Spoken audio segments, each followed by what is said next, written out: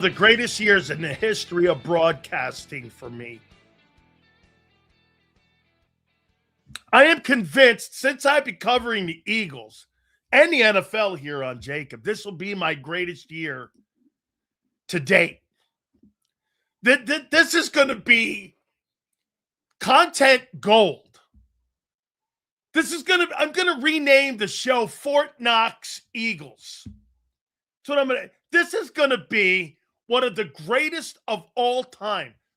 By the way, guys, hit the like button. Supers go to the top. And I got to go back already. Here we are. Hey, thank you. New member. TT, thank you. Here's Kimbo. Mina Kimes, condescending, arrogant woman I respect in sports. Hannah Storm, phenomenal. Heather, very good. Monica, yes. Go Becky. Hope she becomes a coach in the NBA. I love Hannah Storm too, even though she's a Notre Dame chick. Very good. Yes, those are all quality women who work in sports broadcasting. How you doing, Sil? Since AJ's leaving, is it 100% he's going to the Patriots, or is there a dark horse that could scoop in and change the direction? I think that last one is true. I still think it's 95% he's going to the New England Patriots, but I do think that there's a team that could swoop in and grab that guy. I absolutely do. Yes. So, what an absolute awesome season this is shaping up to be already. So, Nick Sirianni spoke his bullshit today, his word salad, which, quite frankly, went nowhere. But there were some things in there that they were steering away from. But let me start it out once again. The bullshit Philadelphia sports media, which is now the weakest big market in the United States, has no balls. You've been clipped, you've been snipped, and you are now a eunuch. You have no balls. You do not do your job. You do not work for the Philadelphia Eagles. You seemingly do now. Do you have a burner account called... Are you fucking crazy? I don't even respond to that stupid shit. Me on a burner... I don't get this. I barely know how to log on, guy. A burner account. Yeah, sure. Are you fucking out of your mind? A burner account. Yeah, that's what I have. I sit around and dick around all day long like some of you losers do. With like the guy that comes in here with 88 different names. And is the same guy. And I sit around. Bro, I do 7 hours of broadcasting a day. I do 3 hours in Tampa. 10 to 1 Eastern. And then I got an off hour. And I work 4 hours. Sitting around, dicking around on a burner account? When would I do that? I get meetings at night with the weekend TV show. When the fuck do I do that? Burner accounts. You got to be fucking kidding me. I know I've been caught on X saying some bullshit. That I admit to. Burner account? You go, Sig, I'm not pissed at you. I'm just saying. You got to be fucking crazy. Listen. Boat Crusher Sileo, Instagram. The Dan Sileo Show, Instagram. At Dan Sileo Show, X. And my Facebook. That's it. I have nothing else. Sills, can you explain how Carter, Hart, and Tortorella are on the way to the Stanley Cup Finals? Is it a bad look for Danny and Keith? You think? You can't get any more Philly-like. Hey, I'm not coaching your team, but I'm going to take the Las Vegas Golden Knights to the Stanley Cup Finals. How you doing? Saquon just had to get approval from Bob Lang to say balls to the wall if anyone questions how much Bob Lang controls the voices in Philly. Yeah, so get this. Look at that. Hey, Bob, is that okay? What a bunch of weaklings. This is why they hate this show. Because we are not subject to that guy's fucking stupid ways. He was horrible in San Francisco. He's horrible here. And he does exactly what the owner wants. You're crazy, man. Oh, here's Elliott Spitzer Shore Parks. Hurts with back-to-back incompletions to Mekhi Lemon. One was a drop on a good throw. The other was a throw ahead of Lemon. Oh, my God. Here we're not going to start with that shit already. Holy shit. You got to be kidding me. Hey, guys, here's 2 questions I'd like to ask Nick Sirianni today. Here my 2 questions are. Why is Jalen Hurts working out with a coach you fired, Nick, and Scott Loeffler? Second one, how's the offense going to look without A.J. Brown at 26? Second straight press conference, not one mention of A.J. Brown. I think those are simple questions. I don't think those are back-breaking questions. Okay? Hurts over the middle of the field in shorts and helmets. We'll see when it's real, Junior. Give me a break. 2 simple questions. You couldn't answer them. We got some Nick Sirianni bullshit here. Hey, by the way, we have another golden nugget given to us today. I can't wait. Hit that like button. We appreciate all of you. Sills the pessimist? Yeah, because I haven't seen it. Why would a coach comment on a Howie question? Hey, coach, how's your offense going to look without A.J. Brown in it? That's not, I forgot, this is LJ. Okay, folks. Hey, Nick, how's your offense going to look without your best offensive player in it? It's not a GM's question. That was that guy's last question of the day. He can take the rest of the day off if he feels. If not, do me a favor. Hit the algorithm, kid. So, Nick Sirianni spoke. It was cosmetic conversation. He addressed Nolan Smith, kind of. Well, those are private conversations, but we have conversations with our players, and we talk to our players, and we do this, and we have that. And you know what? You learn from things, and you do this, and not everything's going to be an easy conversation. Okay, Nick, shut the fuck up. You talk to the guy, move on. You never notice when Nick Sirianni gets caught in a conversation that he can't explain? He over-explains it. He over-explains it.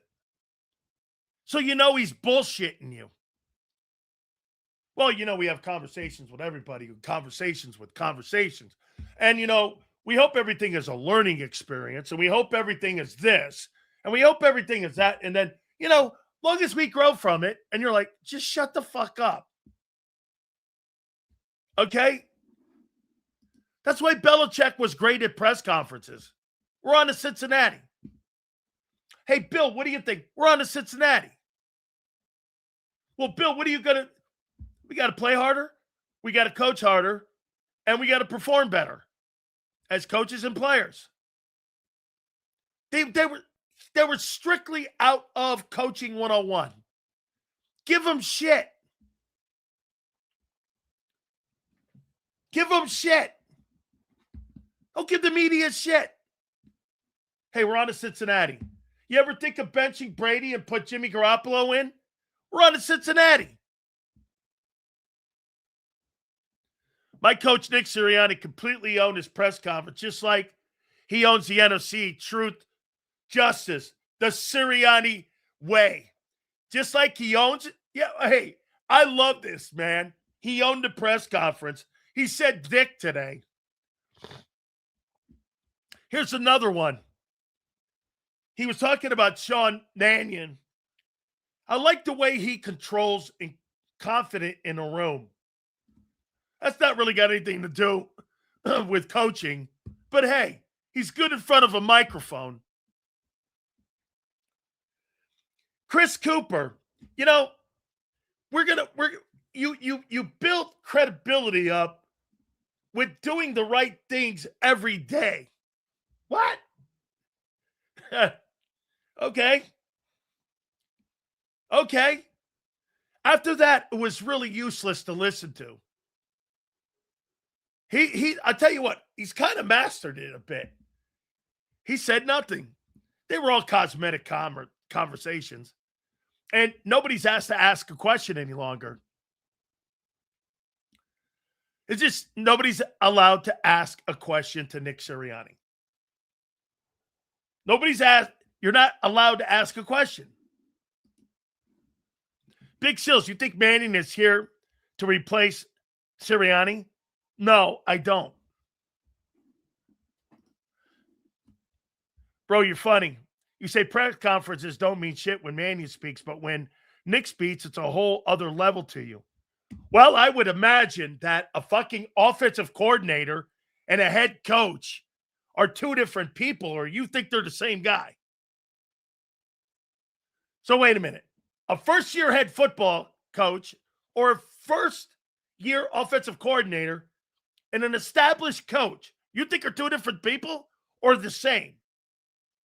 Of course it's a double standard. A fucking head football coach, the buck stops with him. The OC, he works for people. He's brand new. This is his first gig. Of course they're two different people. No shit, it's double standard.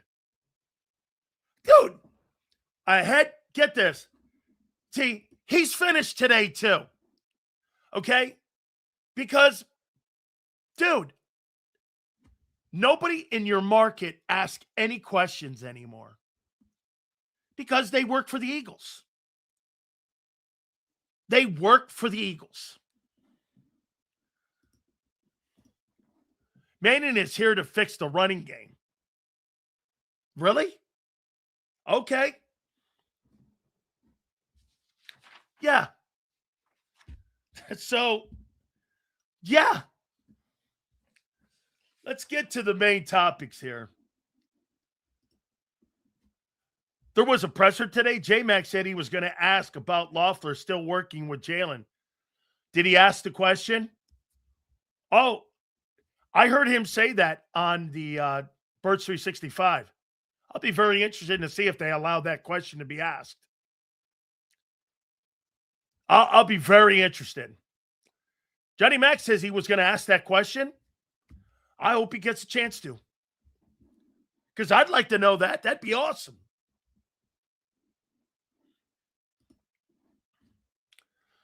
Big Z and Early. Set Sill straight. On what? Set me straight on what, RC? On what? Tell me. I'll change my conversation. Set me straight on what? Exactly. Like on what? On a cosmetic conversation about a coordinator who's never had in-game play calling? On what? Set me straight on what exactly? What? Set me straight on what? Okay, look at guys. What crazy take? What are you referring to? I'll wait. On everything, 7. Oh, so you're talking about things we've said. I never said 7. I said you're 8 and 9. Let's get it right. Manning is here to fix special teams and keep punt team off the field. Not going 3 and out so often like last season. Hey, you would be under the assumption that I hate people. I don't. There's no hate. It's called being held accountable, dickhead. That's what it's called. Being held accountable, which everybody in Philly has forgotten. You have forgotten how to cover your football team for your fans. You have completely forgotten. Hey, Bob Lang, is it okay? What did Zander say? Let me go back here. Go back here for a second here. Let me go back to Big Z. What did Z say back here? Had to make sure he got approval from old Bob Lang at the press conference for saying something because the Eagles are all over these guys. Because you can't say anything without approval from the PR department. That's when you know that your football team is being in control of the entire Eagle media, except JAKIB Sports. Okay? I mean, the entire media in Philly is controlled by the Philadelphia Eagles and Bob Lang. Okay?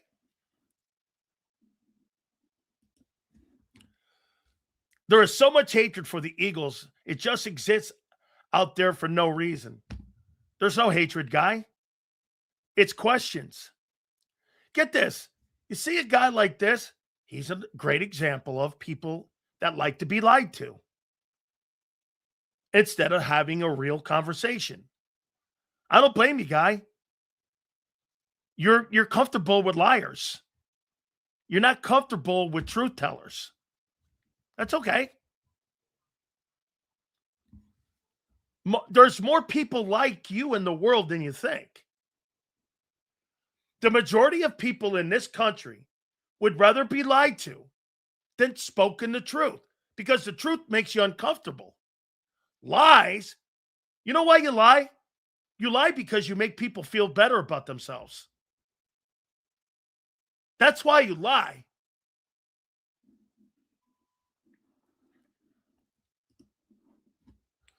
Sills, I don't know when it happened, but all of a sudden, criticism is hate. Say you don't like something is crying. Saying you like something is glaze. Maybe I'm old, but this shit drives me nuts. Yeah, me too. If you don't kiss the ass of something that someone likes, you're hating on them. If you're critical of somebody, you're hating on them. If you say something like, well, that guy's not playing well, means you're hating on him. How's that possible? How really? This is why IP and Sportsnet in Philly always never tell the truth about the teams in the city. Of course they don't. Do you know people at WIP and NBC Sports Philly have been explicitly prohibited from coming on my show? I don't need them. I invited them, but I don't need them. We're growing like a weed. Got a TV show now. My show in Tampa is #1 in my time slot. We've been doing this now for 5 years. I'm fucking good. Just got a raise with Sports Grid. Fucking up good. I don't know. I'm doing well.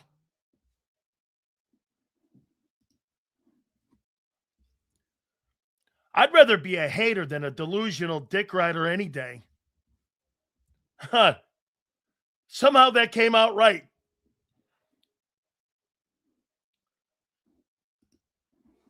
Can you get LT on to talk a little Jackson Dart controversy? There's no controversy. Jackson Dart introduced Donald Trump let me tell you this. If Ron DeSantis or Shapiro or Joe Biden or anybody ask me to introduce them at an event, I take that as an honor. My relationships aren't built on your political ideology. My relationships are built on how you treat me. My relationships aren't built on your sexuality. My relationships aren't built on your religion. It's how you treat me. I don't give a shit what you believe in, who you like. If Joe Biden said, I want you to introduce me at a sporting event, would you do it? Fuck yeah, I'd do it. But we got liberal media in this country that, make everything political. And for whatever reason, that's for small minds. If a president of the United States, whether it's Obama, Trump, Clinton, any of these guys, ask me to do something for them, I would do it. It'd be an honor to meet one of the presidents of the United States. So what about their politics? I don't fucking care. I'm not going out stumping for them. Anybody who has mentality like that are lowbrow mental jerks. I mean, dude, well, I'm not going to be his friend because he's gay. What? That's ridiculous. Utterly ridiculous. I'm not going to be his friend because he's a Catholic or a Jew. What are you talking about? Sills for president in 2008. How you doing? Thank you very much for the super. Mental jerks. Mental jerks. You're a jerk. You're a jerk. I've learned the difference between a gun and an idiot. A gun only has one trigger. Hey, Kyle, you know what? Again, like I said, too, the whole thing with, listen, I'm not going down the political lane here because that's not what I do. I don't do that shit. You're a jerk if you sit there and make your opinions on things you don't even know with people, and you do it. Hey, look, I'm not going to be friends with this guy because he's a Republican. Are you stupid? I'm friends with people who treat me cool. And if you treat me like an asshole, I'm not your friend. I mean, I don't form my opinions like that on people. I do it on personal relationships. You guys talk about Donald Trump the same way you talk about SpongeBob. You don't know these guys from SpongeBob. I don't like the guy. Have you met him? No. Do you know anybody who knows him? No. It's like me on social media. You got all this shit posted about me. Have you ever met me? No. Do you know anybody who knows me? No. Have you ever spoken or been around me? No. But I'm a racist. Oh, okay. How stupid are you? Man, low hanging fruit mentality and stupid people. Makes no sense. If Jackson Dart wants to introduce Donald Trump at an event, like I talked to with Jason Cole today, I don't give a shit. Jason doesn't give a shit. That's one of the coolest relationships. Jason is a stout Democrat. Okay? And he and I have differences. But I've known the guy 35 years. And we're very good friends. 35 years. He asked me, he goes, you really care about Jackson Dart? I go, no, I don't care. No, I don't care.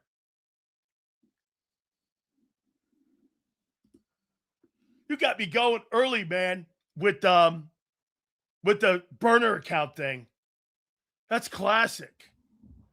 Big Sills, do you have a burner account? What the fuck's a burner account? Now, I'm assuming that that's a second account that you go on and posting, and I don't have that kind of time in my life. Hey, get this. Sills is so fake. If you were someone else introducing the president he didn't like, he would have the same feelings. The double standard is crazy. That's so fucking stupid. Again, Prince don't know me from a can of paint. But he's pretending to here.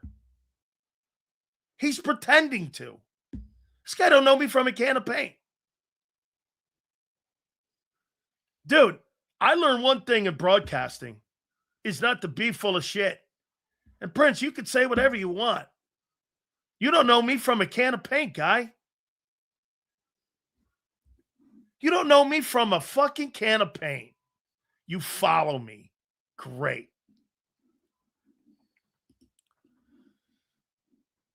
Sills, it's a yes or no question. I forgot it. Oh, a burner account? I have never had any such a thing in my entire life. Like, ever. Zander, could you imagine me with a burner account? You would know it within 7 seconds. You would know it in 7 seconds. Okay? You would know it. Hey, RC, I don't give a shit. If you think I'm a liar, that's up to you, man. And if you think I am, more power to you. That's for you to decide. If you think I'm a liar, and I come here every day and lie for 4 hours, sure. I'm not going to change your opinion on that. Sills, I just wanted to say RIP. Hey, Bob Horner, man, one of the greatest college careers in the history of college baseball. He is an absolute awesome college baseball player at Arizona State. Yeah, man. What? And it's kind of wild, isn't it? You lose Ted Turner, and then you turn around and you lose, like, Bob Horner. Really a great baseball player when he played for the Braves. Sills, your thought on Rob Thompson being let go by the Phillies? It was time. He was stupid. Sills, you hear about Chilean bust them with them robbing athletes home? No, I don't know that. To his Prince, you ever see Devil's Rejects? Bossy called me a chicken fucker.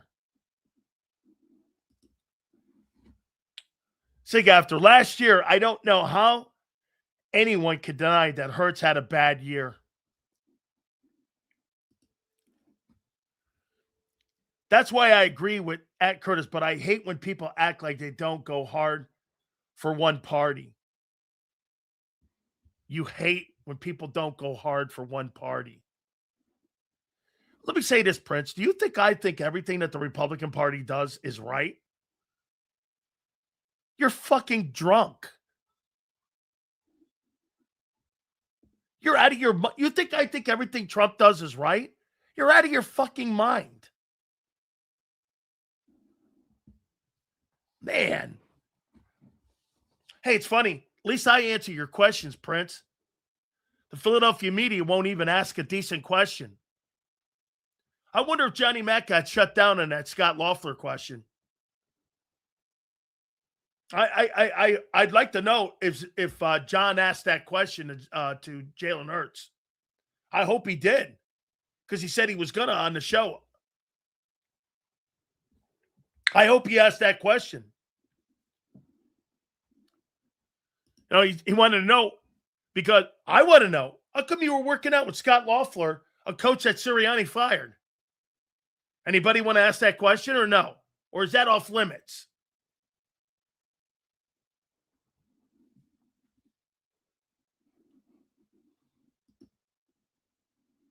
So I think this offense is going to miss AJ dearly. Of course it's going to.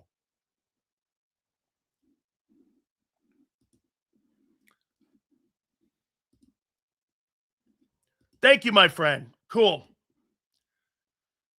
So stay that way with AJ Brown.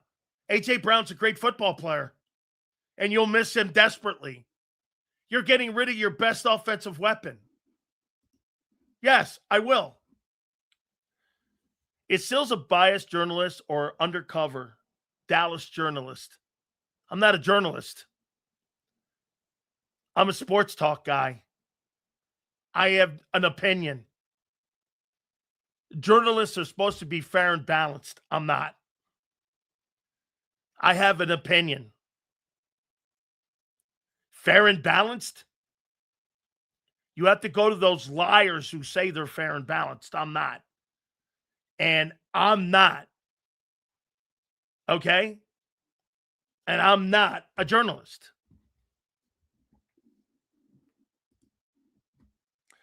The Scott Loeffler question should be asked of Jalen Hurts. Yeah. How come you're working out with him? Coach, you just got fired. And one of Nick's guys. That's right. Fair and balanced, I'm not. That's correct. I have an opinion. Yes. That's called sports talk fucking radio and sports talk broadcasting. Have an opinion. Yeah. You might want to check it out, dude.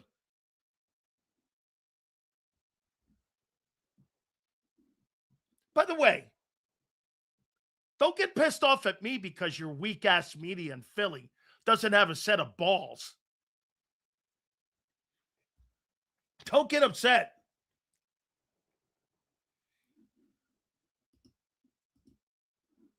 Unsubscribe then. Zander and Sills aren't going to kiss your... Yeah, you're at the wrong network for that. Dude, 97.5, WIP, NBC Sports Philly, and that other stupid thing that's there. They'll all kiss your ass. Go.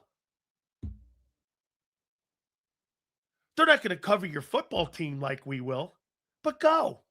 If you want to be reached around, felt better about your lives, those are your places, not here. And by the way, those of you that come here every day to try to start an argument with me over some things that we say, just to say that it's black or white or sun and the moon, you guys look stupid every day. It's crazy how ridiculous you look. You look like you're 7 years old. You might be. Isn't that true with any local media compared to the national guys? I do national and local. Thanks, guys, for posting. We'll get through the ones that we're not going to today. So just do me a favor. Appreciate you guys. So it might be a little bit because there's fanatical people that come in here every day. So we'll get through those guys to make sure we get to you. So we appreciate you very much. I get super uninterested if everyone agrees with me. Sills does a good job at pointing out positive things and negative things. Them only see the negative.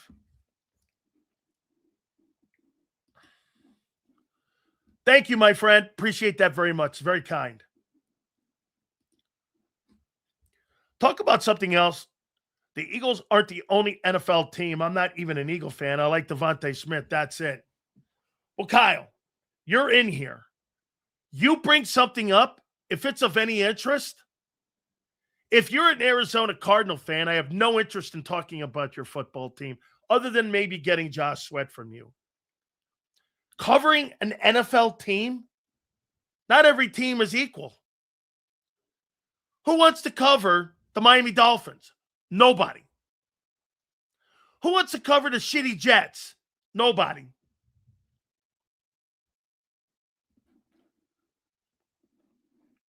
Okay? Your thoughts on Josh Jacobs beating a chick up. Gabe, what do you think my opinion would be? The NFL will tolerate that. He'll be put on suspension and allowed back in the league to play. Because that's what the NFL does. God forbid you talk at a press conference about Donald Trump. But if you beat the fuck out of your chick, you'll be welcomed back with open arms in the NFL. by the NFL media. Don't beat the shit out of a chick. No, it's okay. You can beat a chick up. And we'll welcome him back into the Green Bay Packer family. God forbid you introduce the President of the United States, though. That's a holy crime. Whoa. He introduced Trump. Josh Jacobs beat the shit out of that girl. 3-game suspension. We need him this year. The Packers are going to win a Super Bowl. Don't talk to me about compromising integrity. Hey, Sills, if you could interview anyone on the Eagles team, who would that be and why, since they try to control the media? You the man, Sills. Thank you. I'd like to talk to Jalen Hurts. Hey, like I said, Josh Jacobs is in trouble for beating the shit and being arrested for beating a woman up. If you don't think that guy will be playing again, you're out of your mind. But Jackson Dart introducing Trump at a press conference or a rally, he broke the rules. Punish him. Guilty by association. That guy should be banned from the league. But go ahead and beat the shit out of a woman. Oh, okay. Okay. Right?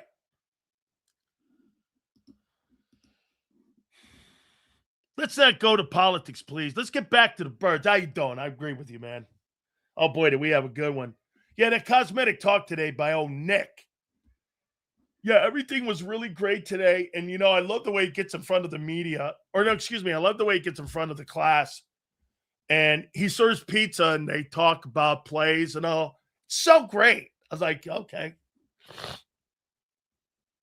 It's just 100% about the Dolphins ownership. No wonder they can't anything done. They're correct, because Stephen Ross is a toolbox.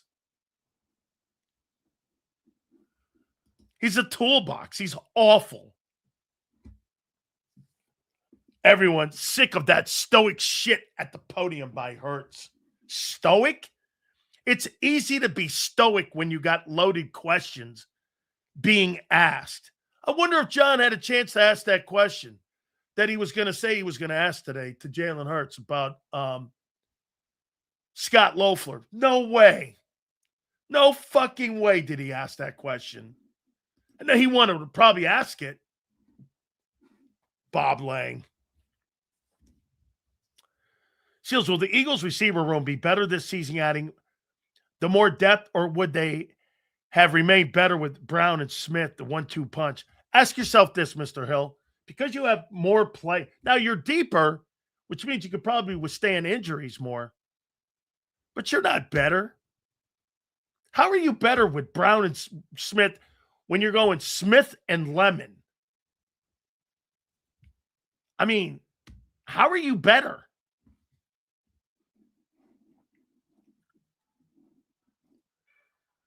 Okay, how are you better?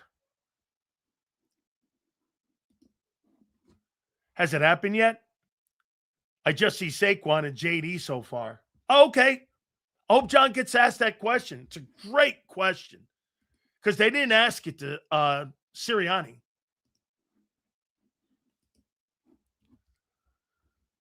The added depth consists of journeyman receivers and a player who was traded before his rookie contract ended. And a rookie, the Eagles' offense is going to be hell in 26. Okay? See here. Chills, Jerry Jones probably would have traded Carter for that shit. You stand for the flag and respect any president in the White House. Of course you respect any president in the White House. Rooting against the president of the United States of America is like rooting against your coach. When Joe Biden was in the White House, you don't root against his failure. That means we all fail. I mean, it's dumb. You don't root for your coach, even if he sucks, against your coach, because you worked for him.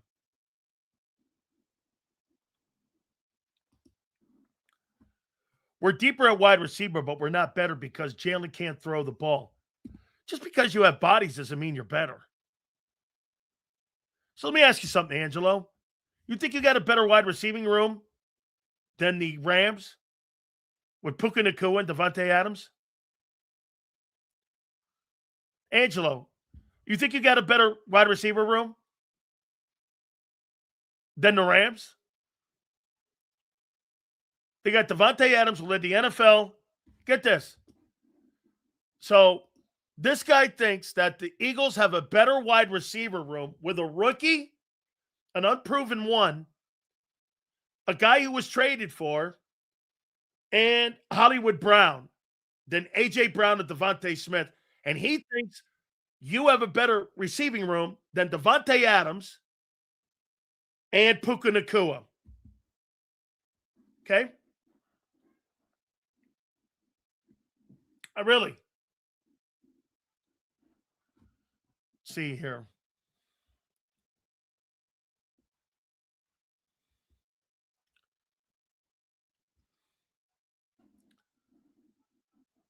Okay, let's see. About what? Bro, I do a sports show. Jackson Dart was at the fucking Trump rally because he's the quarterback of the Giants. If you want to sit around and talk politics, once again, you're at the wrong show, which traditionally you are any day, every day anyway. I was talking about Dart because he's a starting quarterback of the Giants. Gotcha, brother. All good. No, it's not.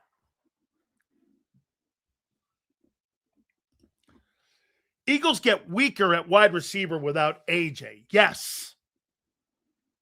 All right. The gift that keeps on giving. Let me go here now. By the way, hit the like button. We appreciate all of you being here. Well, 99.9% of you being here. So let me see here. Let's go over. Let me go to this. Oh.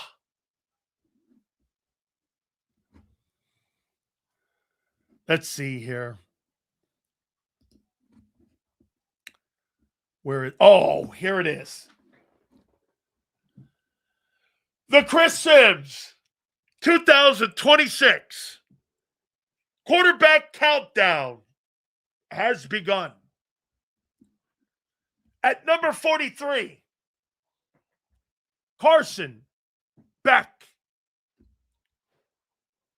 At number 42, Rams, Ty Simpson.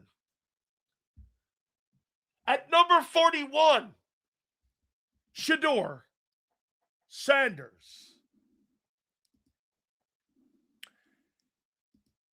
At number 40, Jarrett Stidham, Broncos. At number 39, Deshaun Watson.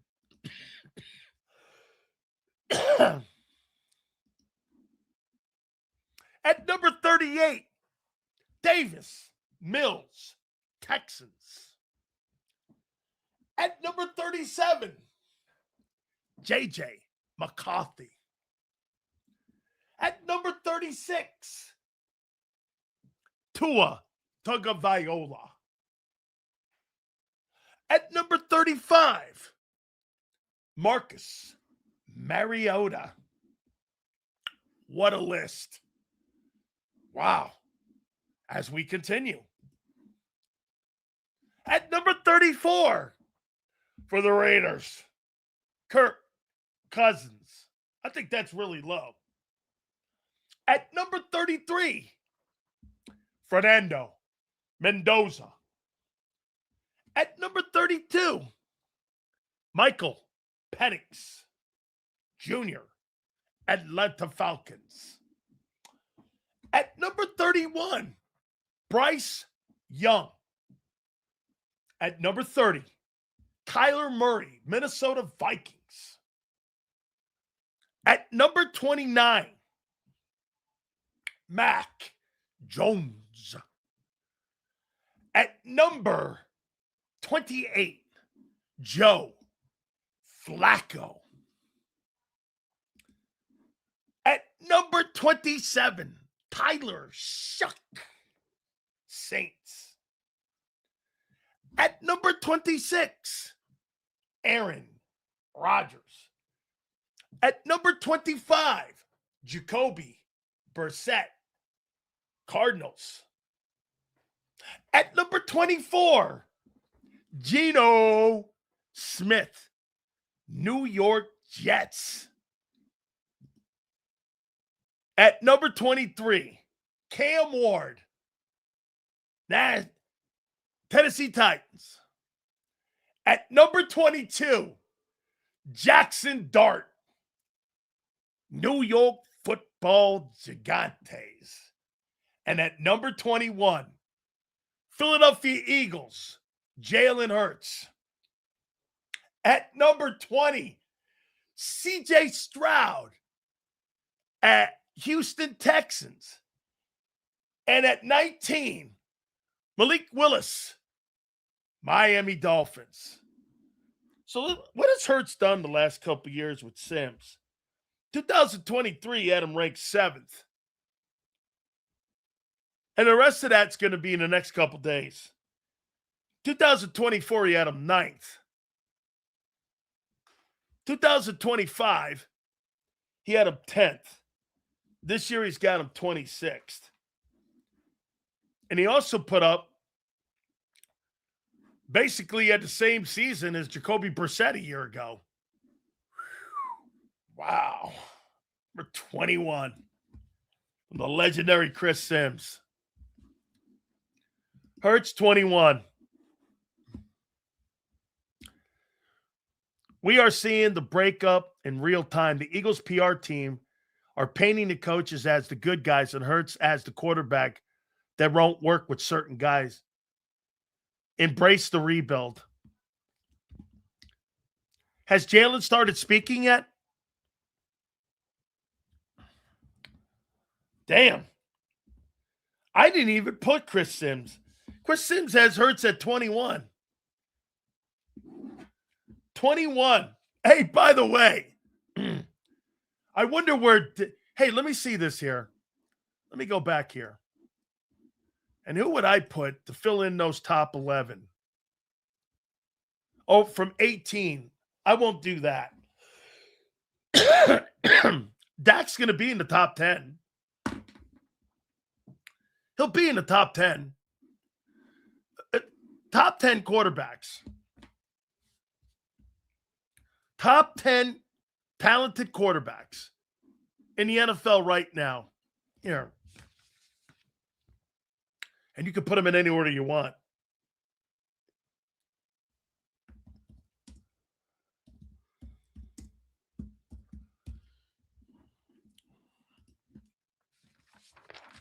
Let's see. Mahomes. Stafford. Burrow. Allen. Lamar. Dak. Herbert.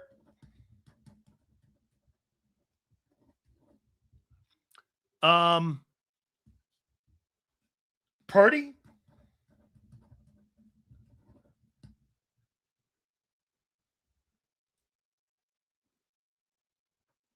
I'll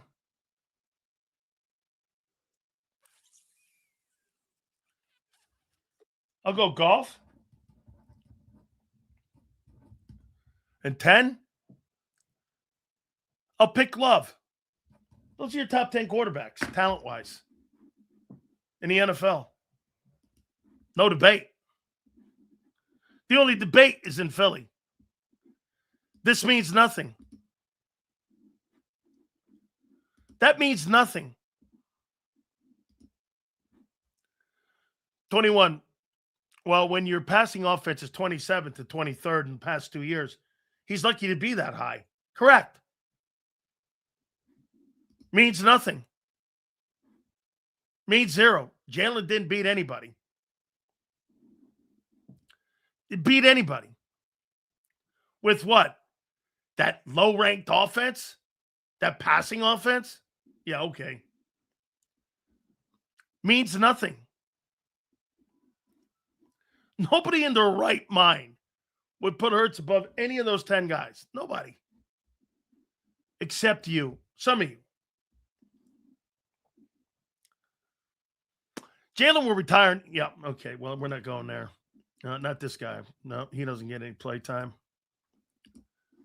I think Kyler Murray will love it up, live up to his potential in Minnesota with Kevin O'Connell. Could be. So why are we even holding Sim's words to a serious standards? It's just his opinion. Doesn't mean shit. I know. Personally, me, I'd have Hurts ranked around 17th, not 21. I think that's where I had him the other day, 16th or 17th. He's somewhere in there. I don't think any place else. Okay?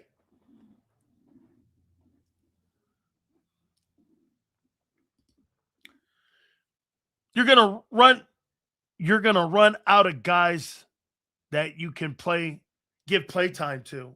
Who are you talking to? I'm not sure what you're meaning. Jalen has beat nobody with 63 yards passing in a game and no completions in a game. Dude, we're talking about talented players. Guys who don't complete passes in the second half are not good football players. They're okay. I mean, dude, not sure what the fuck you're talking about. The passing offense has never cracked the top 20 under Hurts. 21st makes sense. Yeah, I get where Chris is coming from. I think that's a little harsh, though. I really do. I think that's harsh. I do. I think that's a little harsh.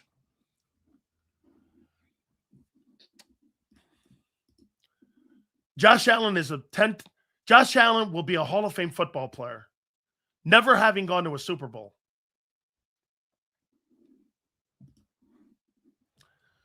Non-talented former players shouldn't talk on talented players.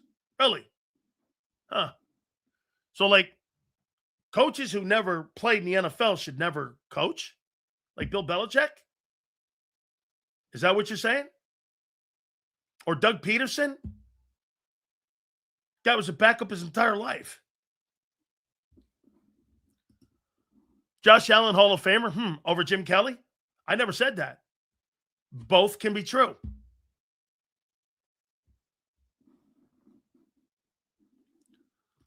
No, he's more gifted and more skilled than Jim Kelly. Jim Kelly couldn't run, and Josh Allen can throw for 4,000 yards and run with his ability.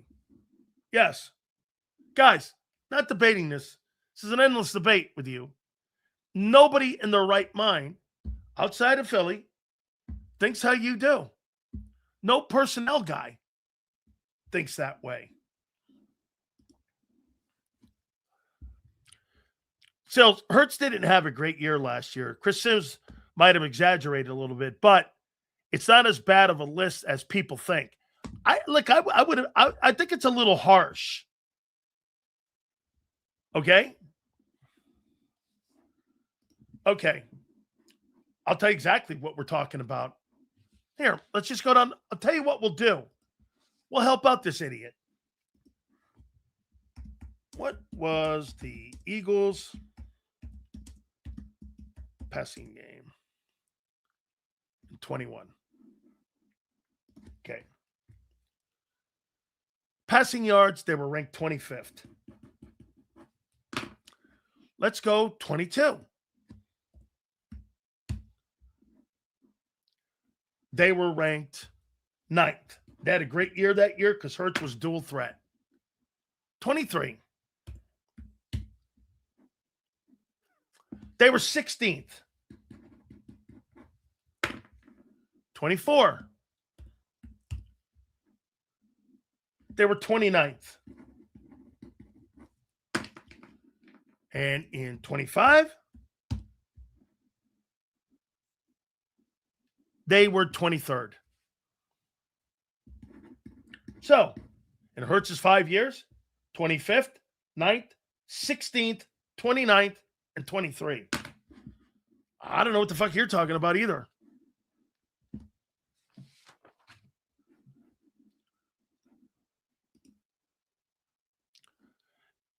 In 24, their passing game was ranked fucking 29th. This guy's lying.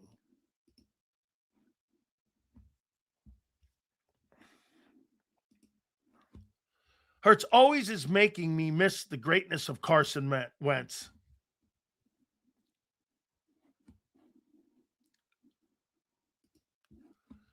Still stir frying these Jalenites. I love it. Yeah, because they're lying. Guys, here.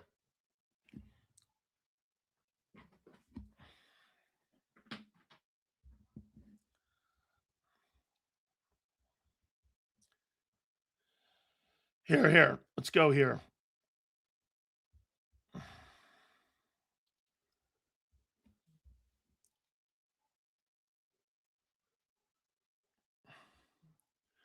In 2025, what was the Eagle passing game ranked? They were ranked 23rd. What was the Eagle passing game ranked in 2024? 29th overall in passing. They were 29th. No matter what people want to try to lie to you about, this is why you'd rather be lied to. It's crazy to sit in here and watch people lie. It's crazy to know the first 8 weeks of Hurts will determine his career trajectory. Yes, I agree.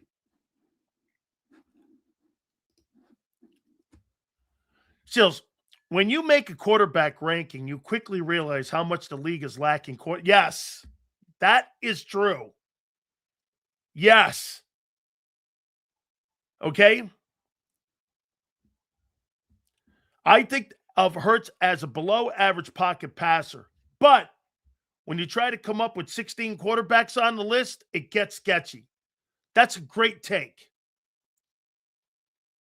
Okay? Of course John didn't ask the question. It's not that he didn't want to. He can't. No disrespect and shade on John. John's got a job. John works for 2 people. And I respect the shit out of him. There's no way he was going to ask that question. Now, to be fair, you only get a limited amount of questions, too. That's how Bob also controls the environment.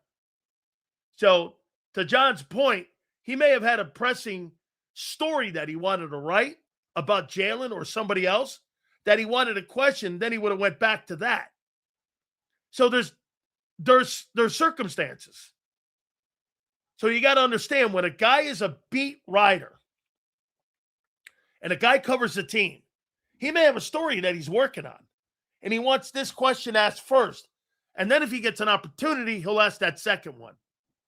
That they may have limited these guys to one question. And that's how Bob Lane controls the media. Once again, hey, by the way, did they ask Jalen Hurts a question about AJ?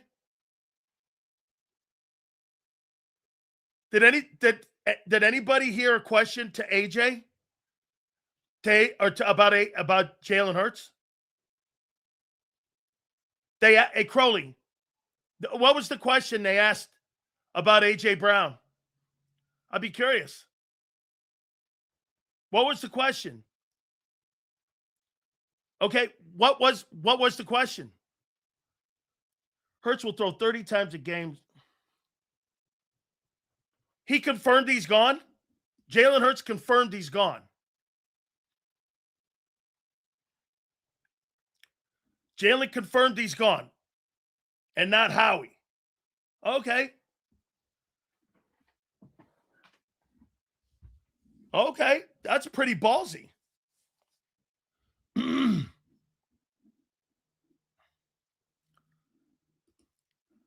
They asked how the offense will look different if AJ's gone.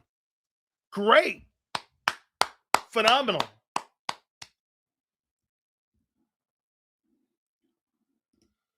Prince, no, he didn't. He said if. Well, he said Smitty's the number one. I can't wait to listen to that. I guarantee you he didn't confirm that he's gone. That's a fucking lie. He didn't confirm, but they're all saying it without saying it. Yeah, Jalen Hurts is not going to confirm that A.J. Brown is being dealt. Of course not. I will. Hey, so somebody went like this, Jalen, A.J. Brown is officially gone, and Jalen said yes. Okay. Can't wait to hear that.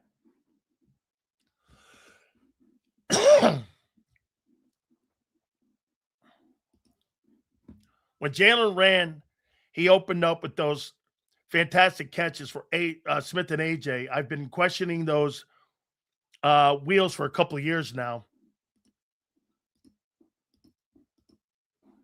Fuck Sims. He made because he wasn't talented at all. He did make $9 million.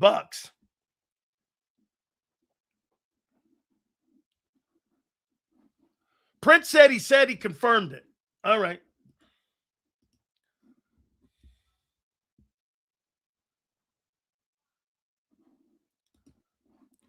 He didn't confirm it blatantly, Sills. He said he believes in the group of wide receivers, Smitty, Wicks, Lemon.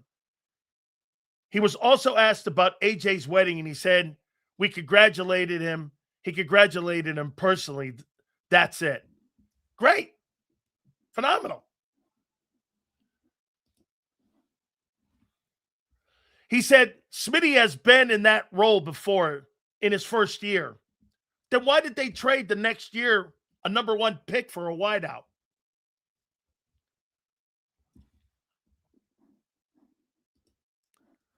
How many games you started in the NFL, Sills? 0.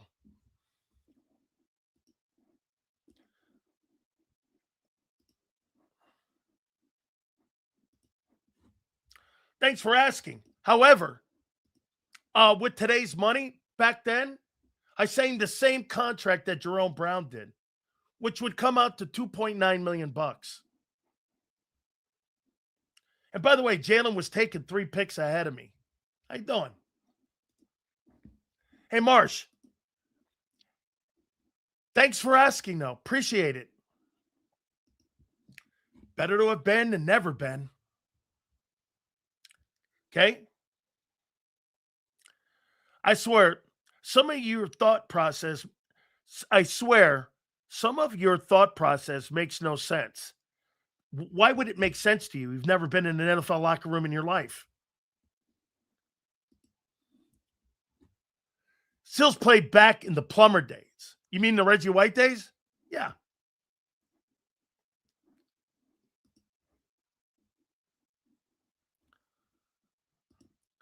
I know. I have no idea why. Still, since nobody else was able to elevate Hurts other than Shane, I understand why people are harsh on Jalen, but at the same time, the coach has never really worked on his skills. Yes. If they would have kept working on the same shit that guy did in 22, he would be a wonderful. Oh, I didn't say I didn't play. I said I didn't start. I never said I didn't start. I'd play games. Whoa. There's only consequences for Jackson Dart, Kim. Not for Josh Jacobs. You can beat the shit out of a chick and play again. But hell, if you introduce the president, they want you suspended. So,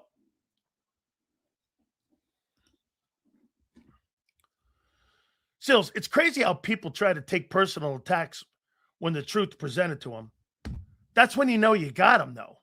Somebody like that with Marshall, with that comment, He don't like hearing the shit about Hurts. So what they'll do is, like people in here, they'll take shots at me. That's fine. That's when you know they're not really in a conversation with any kind of substance.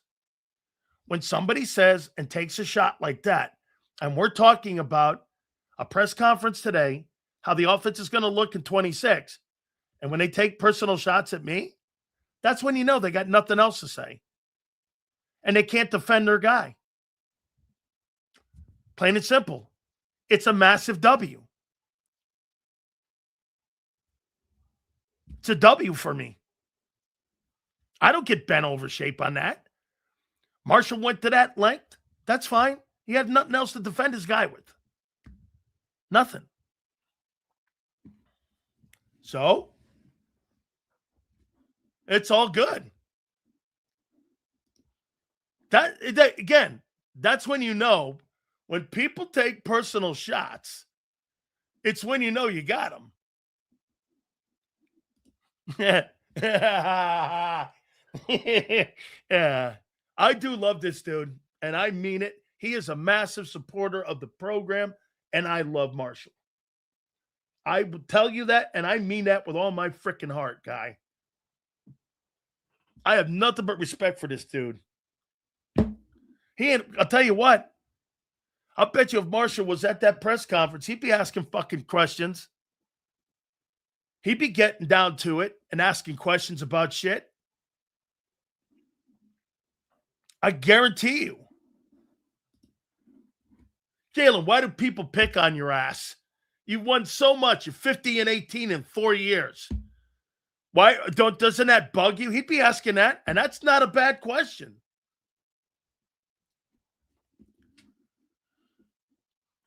And look at this guy here. Stop funding this dude. Why? You're here funding us? Look at the chat now. Pussies are getting upset for Sills. Yeah, I'm sure they are. Oh, wow. Holy cow. I mean, it's just everywhere. Why do you get mad at me for pointing shit out? It shows their IQ and how ignorant. It's all good. It's all good. Let's see. I ask hard-hitting questions. The Reyes Power Hour. Hey, Nick, how big of knee pads do I need? Hey, Nick, what kind of Slurpee cup do I need under their desk?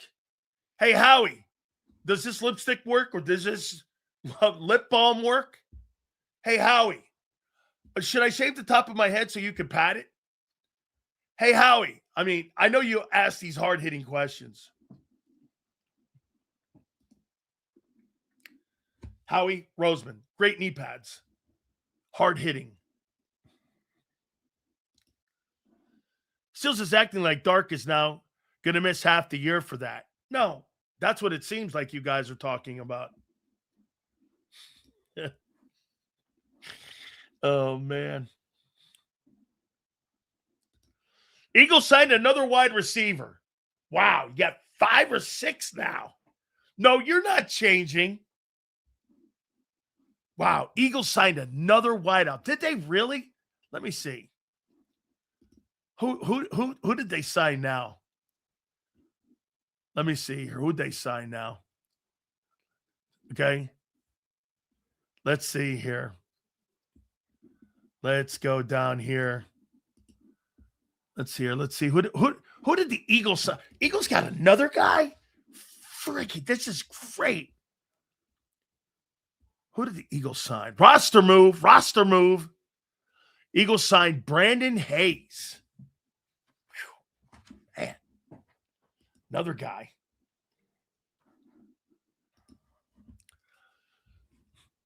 All y'all knee pad warriors, stop trying to win over Sills. He loves me, you morons. I totally do. Are you crazy? Dude, you can love somebody and have a conversation and go back and forth and still get on each other's shit. It's called dialogue. It's not hate. Like, I don't hate M. Reyes for his ass kissing of the Eagles. I actually admire how somebody can wrap their lips around the Eagles so much and still come out with air and live a day in a normal life. It's quite remarkable. I mean, I don't know how much oxygen a guy like M. Reyes could possibly have. This guy must have been a snorkeler, or he must have been like a deep sea diver to hold his breath that long. I mean, to have that kind of lungs, to be able to like go down that deep and go down that deep in the water, very few people can hold their breath like that, kissing the eagle's ass and being a snorkeler. This guy's got it down, man. It's incredible. I've never seen anything like it.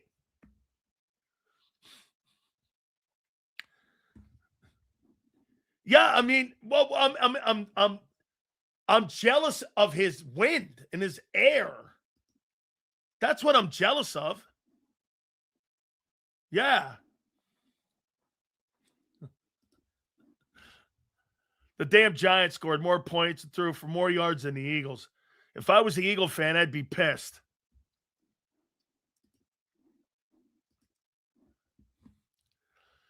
Sills is a Hurts one-trick pony. One day, 10,647 of bashing.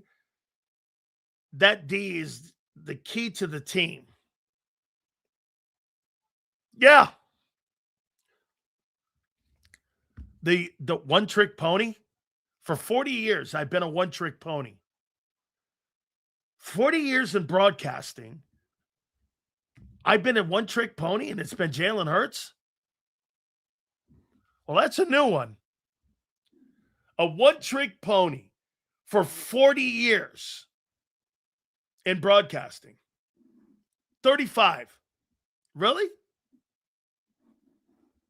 I hadn't thought about that before.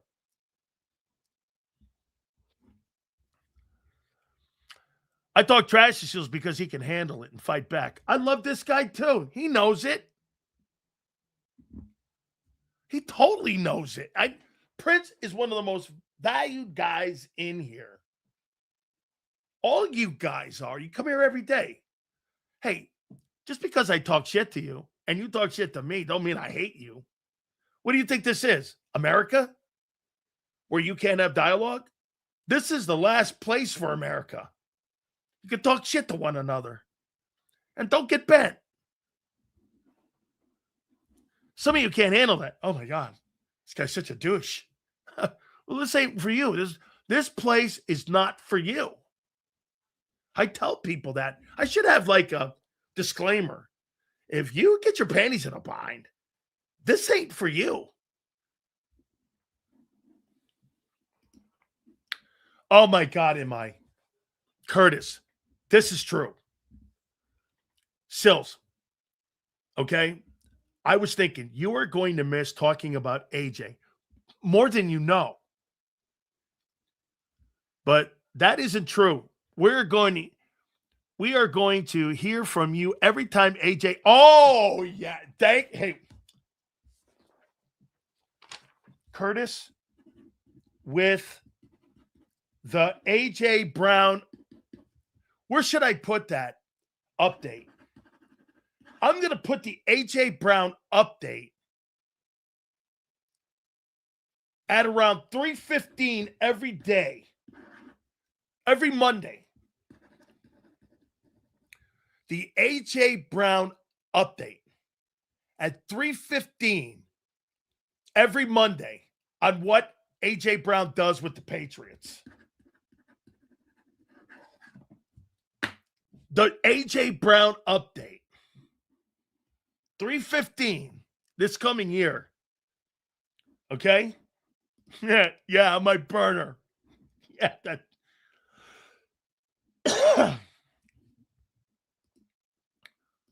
and get this. And he follows right along. These guys are jerks. And they're those guys. But I'm here. Dude, seriously. You okay? All right? All right? All right? This guy's like a special needs guy. He says that, and yet he's a special needs dude.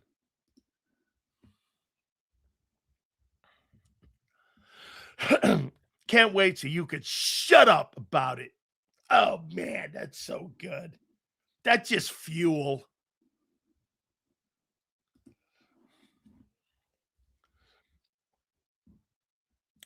AJ, 4 catches and a TD sells will say, lost Jerry Rice. Hey, yeah, he is your Jerry Rice. What I do what? I doubt it, guy. I talk more in high regard about Jacoby Brissett than I do Jalen Hurts.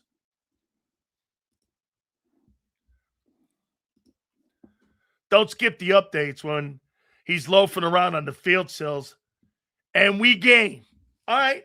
By the way, so I'm going to have this. I'm going to have the new offense. We got to do something at around 2. Right out of the gate, Marsh.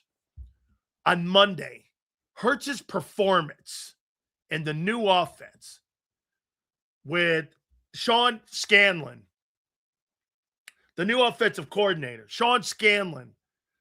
When Sean Scanlon is like, he's calling plays, we're going to have a thing called the Sean Scanlon report. And we'll talk about we'll compare Sean Scanlon to Kevin Patullo of a year ago. I think that'll be a good comparison. Sean Scanlon versus Kevin Patullo. I like it. Yes. Yeah, and of course, we'll do Mekhi Lemon. Let's see here. So it's like a raw Netflix roast. You never know what cancel-worthy things he's going to say. Man. That's kind of frightening in a way. Okay? I'm not sure that Sills is like Tubi. Sorry, dude. You must be one of those weirdos on the internet all the time. I have no idea what the fuck you're talking about. I'm sure it's got something to do, if I know you, it's got something to do with Spankter Vision.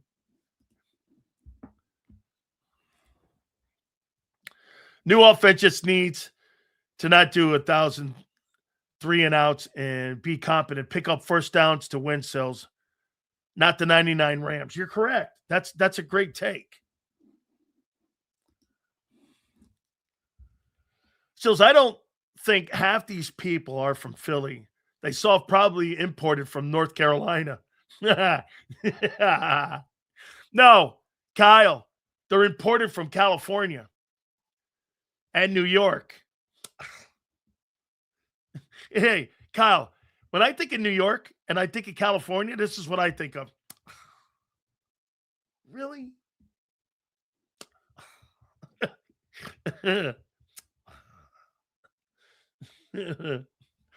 That's why I fit in Philly. I looked at those folks too and do the same shit. Get them little snotty.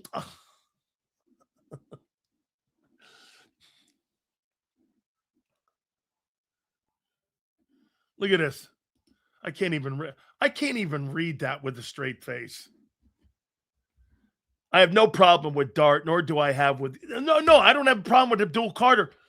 Hey Kim, the only problem I have with Abdul Carter, hey dude, try not being late to practice and late to meetings, and then you could say something. Try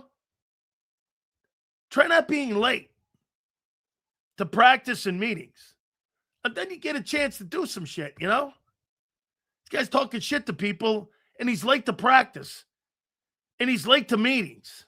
I don't know.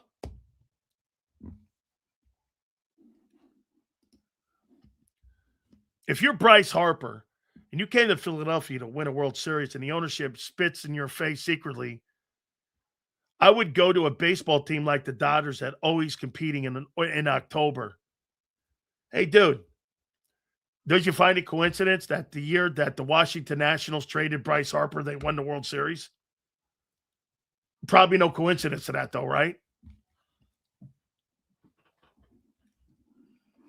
I mean, right? Guy's not at OTAs. Lane Johnson. Campbell. Shoulder injury. Jalen Carter. Dontavian Wicks. And A.J. Brown. By the way, is Jalen Carter holding out?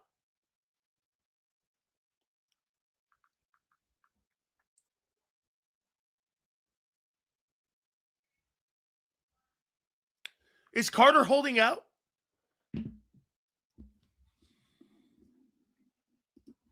He doesn't have a new deal yet. Picked up his 5th-year option. Why isn't Carter there? Well, no. Vic says his shoulder was fine. Did anybody ask the question why Jalen Carter's not there? Anybody? Okay, so, all right. So, was Jonathan Grenard there? Was Q and Cooper there? And was Zach Bond there?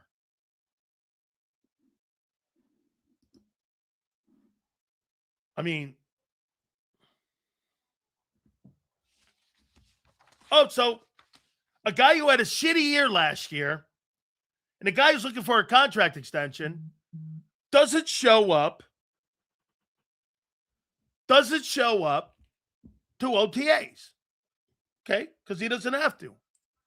Solid.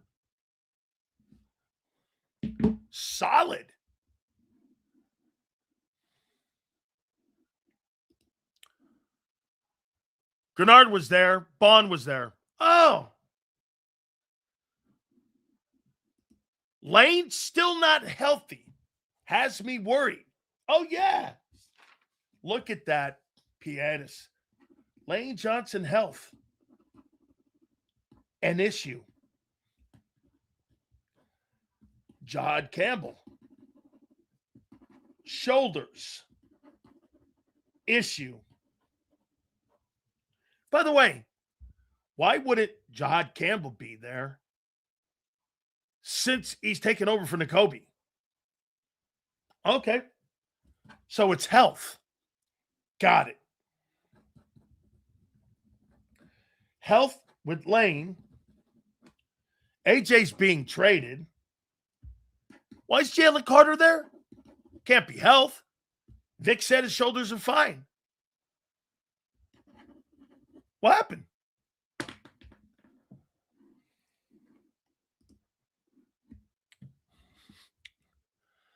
He would be if he were healthy. Oh.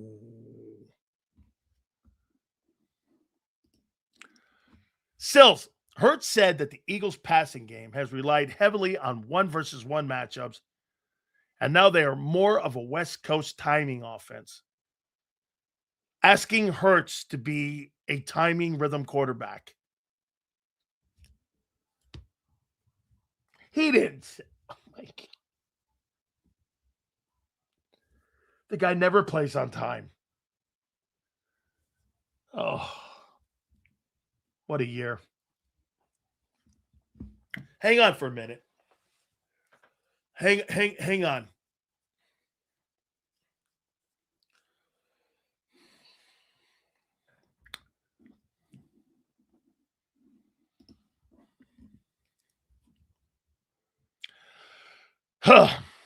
We're gambling if you have any faith in the O-line being healthy for majority of the season. That will have to play and step up at some point this season. Great take. There you go, Sills. Somebody had the balls to ask Hurts about the AJ situation. His response, we are focused on learning on the offense. There you go. Somebody with some nuggets. Good.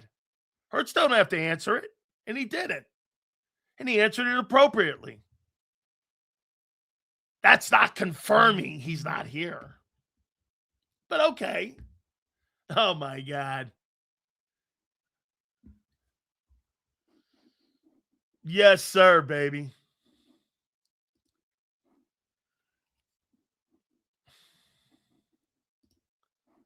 We have been one of the Healthiest teams in the league. We do a lot of maintenance. Okay. And we'll see how that plays out. You weren't healthy last year, you say.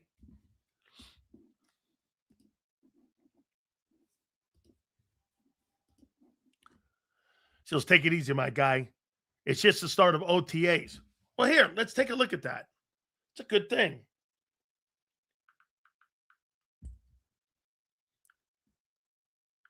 How many days until the start of training camp, July 24th? 58 days. You got 58 days until the start of training camp. Here's a better one. What's the date of the Eagles' first game?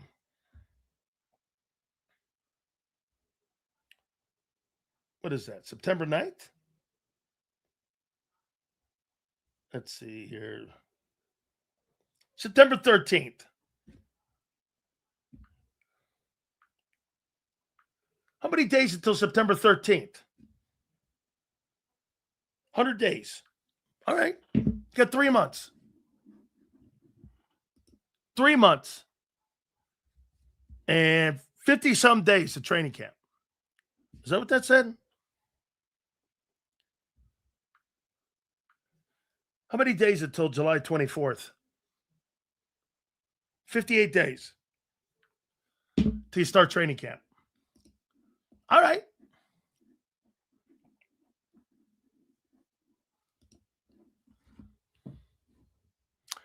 I can't wait until the season starts because I know once the season and offense implodes, Sills is going to have a field day.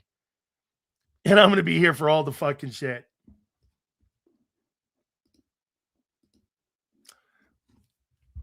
I don't know what's going to happen yet. Sills, the health of the O-line is what is important. What do you know about Lane's injury? I don't know anything. I'm sure John will be able to give you an update tomorrow morning. Okay? Jordan Davis also said they are doing things that gave the defense problems last season. I see that as a plus, Sills. Also, Bond said Vic is turning things up on defense. Take that to the bank. Your generation of players didn't hide behind agents. No. Well, my generation of players didn't make the money these guys make today, too. So let's go there with that. Okay? I mean, hey, we made 200 grand. These guys are making 200 million. Hey, there's a different world today there, Kim.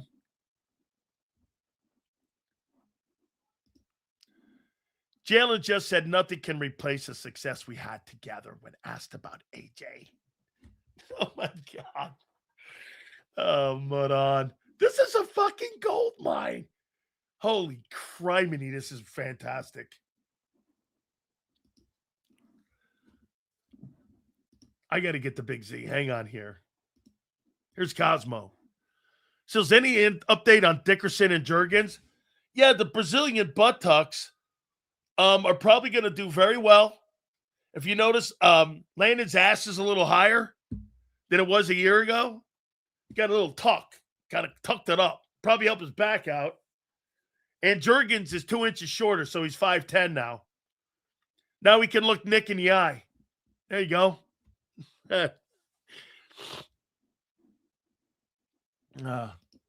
This season is going to be fun. Holy shit, is it ever. Boy, I'll tell you something, man. See, this is for Big Z here. Look at this. Man, do I have a lot of fun today. Yes, sir, here. All right. So I got a nice text message, of course, from Angelo. He goes, so nobody talked to Nick this morning about anything? It was a cosmetic interview. But maybe Big Zander saw something different with the greatness of Nick Lombardi Sirianni. Without further ado, we start off the season. We are 58 days away from the start of training camp. How is that? 58 days to training camp. And here we go, ladies and gentlemen. My friend, Big Z. Zander Krause joins us now. How you doing, Big Z? What's up, Big Sills? How you doing, brother? Ooh, am I doing great? By the way, don't forget today's battle royale. I didn't send you the info for those guys. Yeah, I got you. Okay, so Big Z, let's start it off here, man. What'd you make of Nick Lombardi Sirianni today? They're dressing the media. Nick never says anything. I think I fell asleep listening to it for a brief moment. I'm not a big napper, but I took a nap when Nick was on.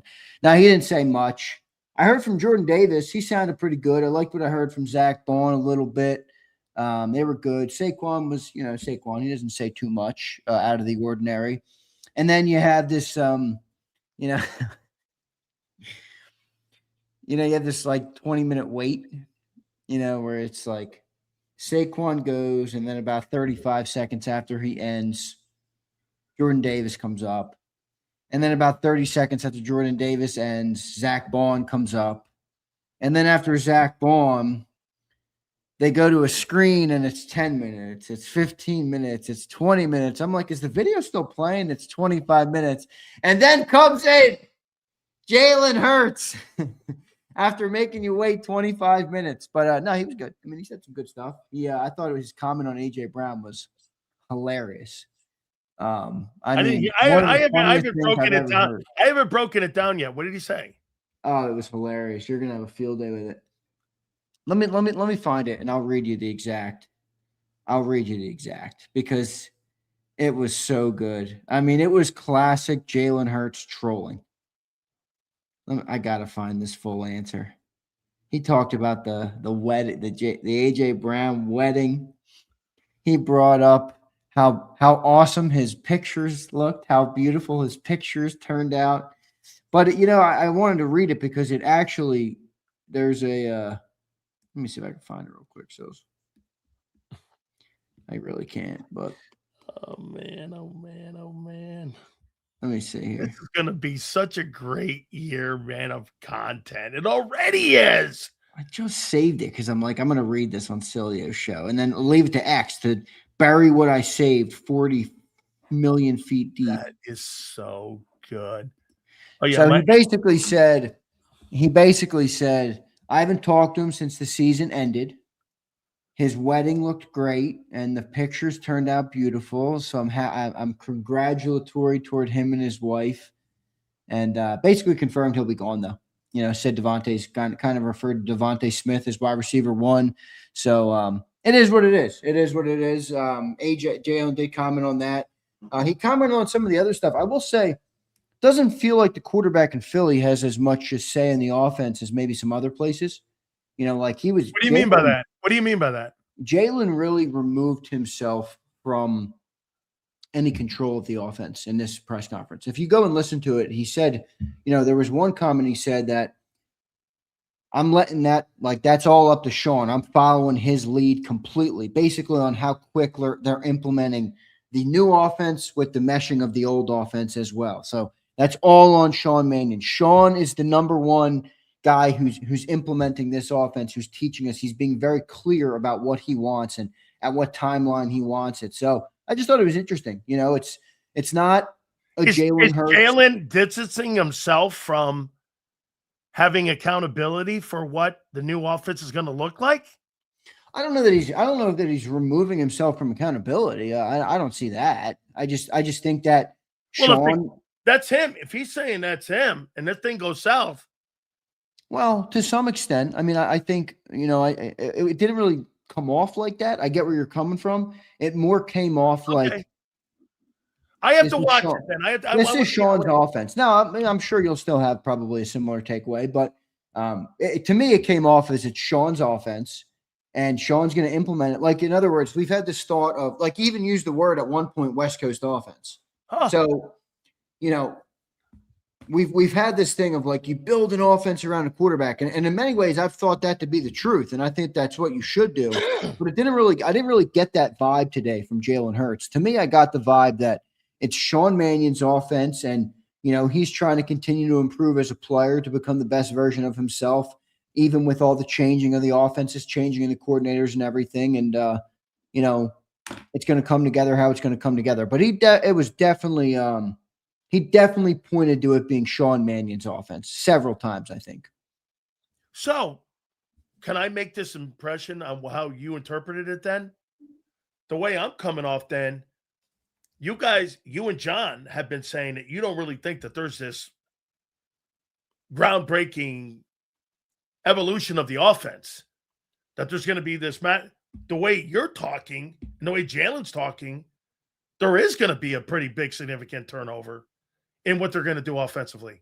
Is that fair? Yeah, I mean, I think so. I think so. Yeah, I mean, So there's more of a turnover in the passing game and how they're going to approach it than what some had thought prior to listening to Hurts. I mean, he also said, they asked him about if he's going to run less because they're going to be under center more. Because Saquon had said earlier in his press conference that he's going to be under center more, or run from under center more than any other time in his career. So that's what Saquon said. And then Jalen kind of, was asked a question about his running and how much that's going to change if they are under center more. And he basically said, a lot of that's not up to me. It's dictated by the offense that we run and what we're trying to accomplish, in a given week or in a given game. So I just look, I don't think it's a negative. I'm not saying it to be a negative. I just, like, for example, if you go to, another team, does the quarterback have more say in those offenses? I don't know. Maybe I'm off base. Maybe they don't have as much say in those offenses as I'm giving them credit for. I know that Stafford has complete say. Because on the sidelines, I've even heard Sean go like this. He changed the play. I don't even know what he's running right now. I've heard Sean say that. You think Brady didn't have complete control of his offense with Josh McDaniels? I mean, Mahomes changes play. Andy Reid says it all the time. So Hurts is going to have no control of his own offense? I don't know that he's going to have no control. I'm just saying, like, he even referred to him as the leader, Sean Mannion. So here, on May 27th, I'm not going to, because I got to see it first. So how do you feel about giving complete autonomy to a guy who's never done anything before in his life? Well, I think there, in a way, that was having blind faith in that. Well, I think in a way that was Jalen Hurts maybe saying that in an overt way. Okay, this team is giving it again. This team is giving it again to a rookie guy, to a guy who's never done it before. Maybe. I don't know. I mean, I don't think it was. By the way, here, you want to know my big takeaway from the day? Our defense is going to be fucking wicked. Dude, they're going to be so good. It won't be wicked if you got a ton of 3 and outs. Well, obviously, but that's offensive. I mean, I'm talking about pure defense. Like, Zach Bowman was talking about how Vic Fangio came back this year, and he's like, this was after the question about his potential retirement, and he's like, dude, he's turned it up a notch. Like, now he knows he's got a lot of the same players. Where you have Cooper Quignon, Bond, the same defensive linemen. Nolan and Jalix have been here. He's adding to the scheme because now he knows the players. He knows the capabilities of the players. He knows what the expectations of the players are for him and for us, and he's adding more to that defense. And even Ballman was like, it's impressive to watch him, evolve even within his scheme after being around, for so many years. He's continuing to evolve and add to it. So I just think this defense is going to be so good, dude. I really do. I think it's going to be such a good defense. Offense has to help them, but I think they're going to be a really good D. Is Jalen Carter holding out? I don't think so. He wasn't there, I don't think. No, he wasn't. So there was no AJ, no Lane, no Dontavian Wicks, no Jalen Carter, and no Campbell, who John put in parentheses, shoulder. John said, my understanding is all but one of those players were at practice Tuesday. Okay. Cole Wisniewski, Tucker Large, and Chandler Martin were present but not practicing. So, so Carter not being there, no, that's Drew Rosenhaus kind of stuff. That's like Drew. Yeah, Fredo said McLean said Carter was there yesterday. So I don't know if it was if it was a rest day or what. Yeah. I'm not sure. I'd have to see a little bit more of what comes out. So, Yeah. but yeah, No, no, no, I mean no. those are the guys that were missing. No AJ. Look, Oh, he Jalen reported. Hurts. Yeah, Jalen Hurts basically confirmed AJ's gone. So, Fredo, I know you've been an AJ truther. I mean, AJ's going to be gone. I think it'll happen the first or the second or the third or somewhere in that first week of June. And how will the team answer? I don't think they're getting better at receiver without him, No. but I don't think that means they can't be a better offense. So we'll see what they do. What'd you make of like Nick not being asked any questions about Scott Loeffler and Hurts working out with him, or AJ Brown? Nothing. How your new offense is going to look. You don't have to ask what the status of him being traded is. You could have asked what's the status of your new offense going to look like. Yeah, I told John that this morning. He shot me down and said that's a shit question. Of course it is. Of course it is. I agree with you. I mean, I don't know how there's no question you can ask to him about that, but It's a shit question because no one wants to ask it. Yeah, well, I know. But they think it's a waste of question is basically what they were saying. He's never coached AJ, so what's the difference? Nick hasn't? No. Oh, yeah, I thought you were talking about Mannion. But yeah, no, I mean, to Nick, too, you could ask it. They asked Nick about AJ. Oh, I listened to the interview. I didn't hear it today about AJ. Oh, no, they didn't ask him anything? No, I don't they know. didn't Like ask I him said, Nick doesn't say anything. They didn't ask him one question about Nick. I love how Nick talks to us like we're stupid. Like in the middle of it, he goes, I'm not trying to give you guys coach speak or anything. I'm like, Nick, that's precisely what you're doing. Well, you know what? The cosmetic glazing of Mannion, he gets in front of the class and he starts talking to his students the way he does. You know what's interesting? Andy Dalton got the second team reps today. Huh? Tanner got him yesterday. Trade? Maybe. I mean, if they're going back and forth with those two, I thought they liked Tanner. I was saying they should pay Tanner to be the backup, but if they're thinking Andy Dalton's going to unseat him as the two, then I mean, yeah, they're not going to do Maybe that. Andy Dalton has more of a concept of the West Coast offense than what Tanner does. Maybe. And sometimes what you do, Zander, you put a more experienced guy in between the starter and the guy you're developing, so the kid behind him can go like this. I see what he's doing, and then he gets to go in there after you see it on a chalkboard. So I would wait till the fall if that sits like that. Yeah, I'm not out on my boy Tanner yet. No. It's one OTA is not pulling me off the Tanner. No. That's kind of a coaching deal. You know what I'm saying? That's more of a coaching deal. So what about Nick addressing? My favorite thing was the Nolan Smith thing. Yeah, those are handled inside the organization. But if you learn from an experience and you learn from this and you learn from the experience of understanding of the experience, not every conversation is going to be an easy conversation. Some conversations I was like, hey, Nick, you ever notice about this guy? Anytime he has to try to explain something he doesn't want to explain, he over-explains it. And I'm sitting there listening to Nick. I'm like, Nick, shut the fuck up. Go to the next guy. Yeah, but he also does that as a tactic to just get to the end because there's a time. Yes, quota. He does to burn the minutes. There's a time quota that he knows he's got to be up there. Yeah, so it is what 15 minutes. If you notice, it's 15:35. You notice I know everything, right? I know you do. Hey, Nick is up there 15:35, and hey, how about Bob Lang? Saquon. Oh yeah, I mean, dude, that was so stupid. I'm listening. Saquon looks at him before he says, "Can I say balls to the wall?" I'm like. It's not to say the only thing I think that's interesting about it is it shows you how guarded they have to be. I don't think what does it tell you? Not much, but it does show you that these guys are being so coached up. They have to be nervous about saying balls to the wall in his off-season regimen. I mean, come on. By the way, here's the Jalen Hurts comment on AJ. Okay. He was asked about the status of his relationship with AJ Brown. Ooh. Nothing changed since we last spoke after the season. We're really good. I saw how beautiful the pictures were from his wedding, and I'm really happy for him, his wife, and his family. It's a beautiful thing to step into the covenant. I was very excited and congratulatory towards that. I just thought the picture thing was hilarious because everybody made such a big deal about him not being there. So he throws out, the pictures came out nice.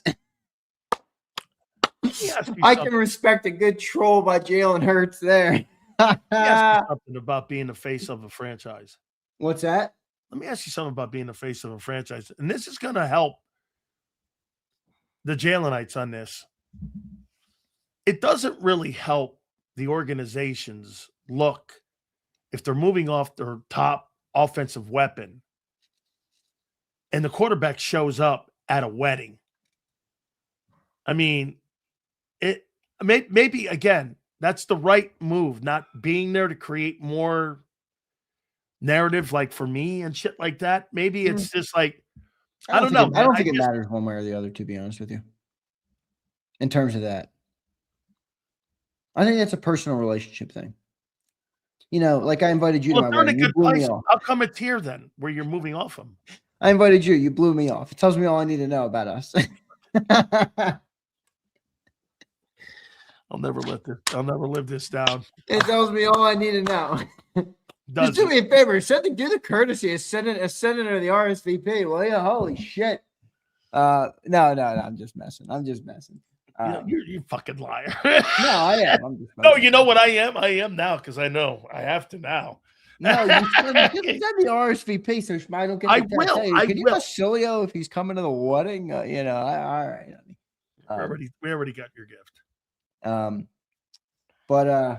Yeah, I don't know. I thought it was funny that Jalen said that. I don't really care that it wasn't at the wedding. I don't think it says anything about him as a leader, but maybe the relationship's not so good. It can't be. Look, so I was gonna say, Zander, those pictures came out nice. I'll tell you what, something else is really awesome. Monday morning after the wedding, Sills will be here. No Zander. He'll be saying, yeah, the picture, I'm happy for him. The pictures look good. All right. What's the date of that thing? What, my wedding? Yeah. June 20th. All right. Look here. Stop. I didn't say it for that reason. Now I'm bullying him. You know what? The only thing worse than an RSVP no is me having to bully you into attendance. That's even worse. Well, don't worry. You're not doing that. I can tell you. Hey, what about Chris Sims having your boy Jalen Hurts at 21? Is that fair or not? Well, I think it's fair given last year. Because to be fair, Chris did put him at 10 the 2 years prior. 2025, he actually had him at 10th. 10, right? Even after not a 24, great he had him 9, and 23, he had him 7th. So I think coming on, like Chris seems to be doing it off of that year. 22, Hurts had a great year. He had him 7th. 23, he had a solid year, not his best year. Still had him 9th. 24, obviously they won the Super Bowl. Not Hurts' best year, but a good enough for the team to win the bowl. He keeps him at 10th. Then Hurts, they fall short. The offense struggles is the big part of the problem with the team. Never really got the passing game going, and he puts him 21st. So I don't think it's horrible. I think Chris is actually being more consistent than Eagles fans will give him credit for. But, yeah, I'm sure people will make a big deal out of it. Who's going to have a bigger year this year, Jonathan Grenard or Jalix Hunt? Jonathan Grenard. Yeah. I think Jonathan Grenard to have a monster year this year. Who's going to have a bigger year, Bond or Jahad Campbell? Bond. I think Bond's locked in and ready to go. I think he's going to have a good year this year. I think Bond's going to be one of those guys that's tough to get rid of because of the contract. It's going to be tough to get rid of him. But the contract will probably dictate, and the age, that he will be gone at some point. Who has a better season, Davis or Carter? Ooh, good one. Give me Carter. By the way, Davis had a better year last year. Yes, I agree. Give me Carter on the bounce back. Okay. Are you concerned about Lane Johnson's injury? Yeah. He missed half the season last year, and he's 35 years old. There's no guarantee that he plays over 50% of the snaps this year. So we got to see. But my confidence with Lane comes if he's on the field. I think he's still going to be great. It's like Trent Williams. When he's on the field, has he lost a step? Yeah, he has. But he's still one of the best tackles in football. He's still a hard dude to get around and a hard dude to beat. That's how I feel about Lane. But, it is a concern with some of the injuries, and how much he'll be able to be on the field. I think Lane got married not too long ago, too. So, I don't know. I don't know what the injury is. You think this will be the best Eagles defense they've had under Vic Fangio? I think that'll be determined by the offense. I mean, if the offense is unable to do their part, it'll be hard to be the best defense they've had because 24 was so good. But if the offense is mediocre, I really don't even think the offense has to be great. If they're mediocre, I think the defense will be top 3. Sean Mannion, your concern level on a number, 10 being the highest. Concern level with which part? Sean Mannion, the coordinator. Low. 3 to 4. So you have no concerns basically about him coming in. I didn't say no concerns. I put it at 3 to 3 or 4. 4 I mean, very limited. my belief is that if the players on the team play to their standard or play to what their expectation is, then Sean will look pretty good.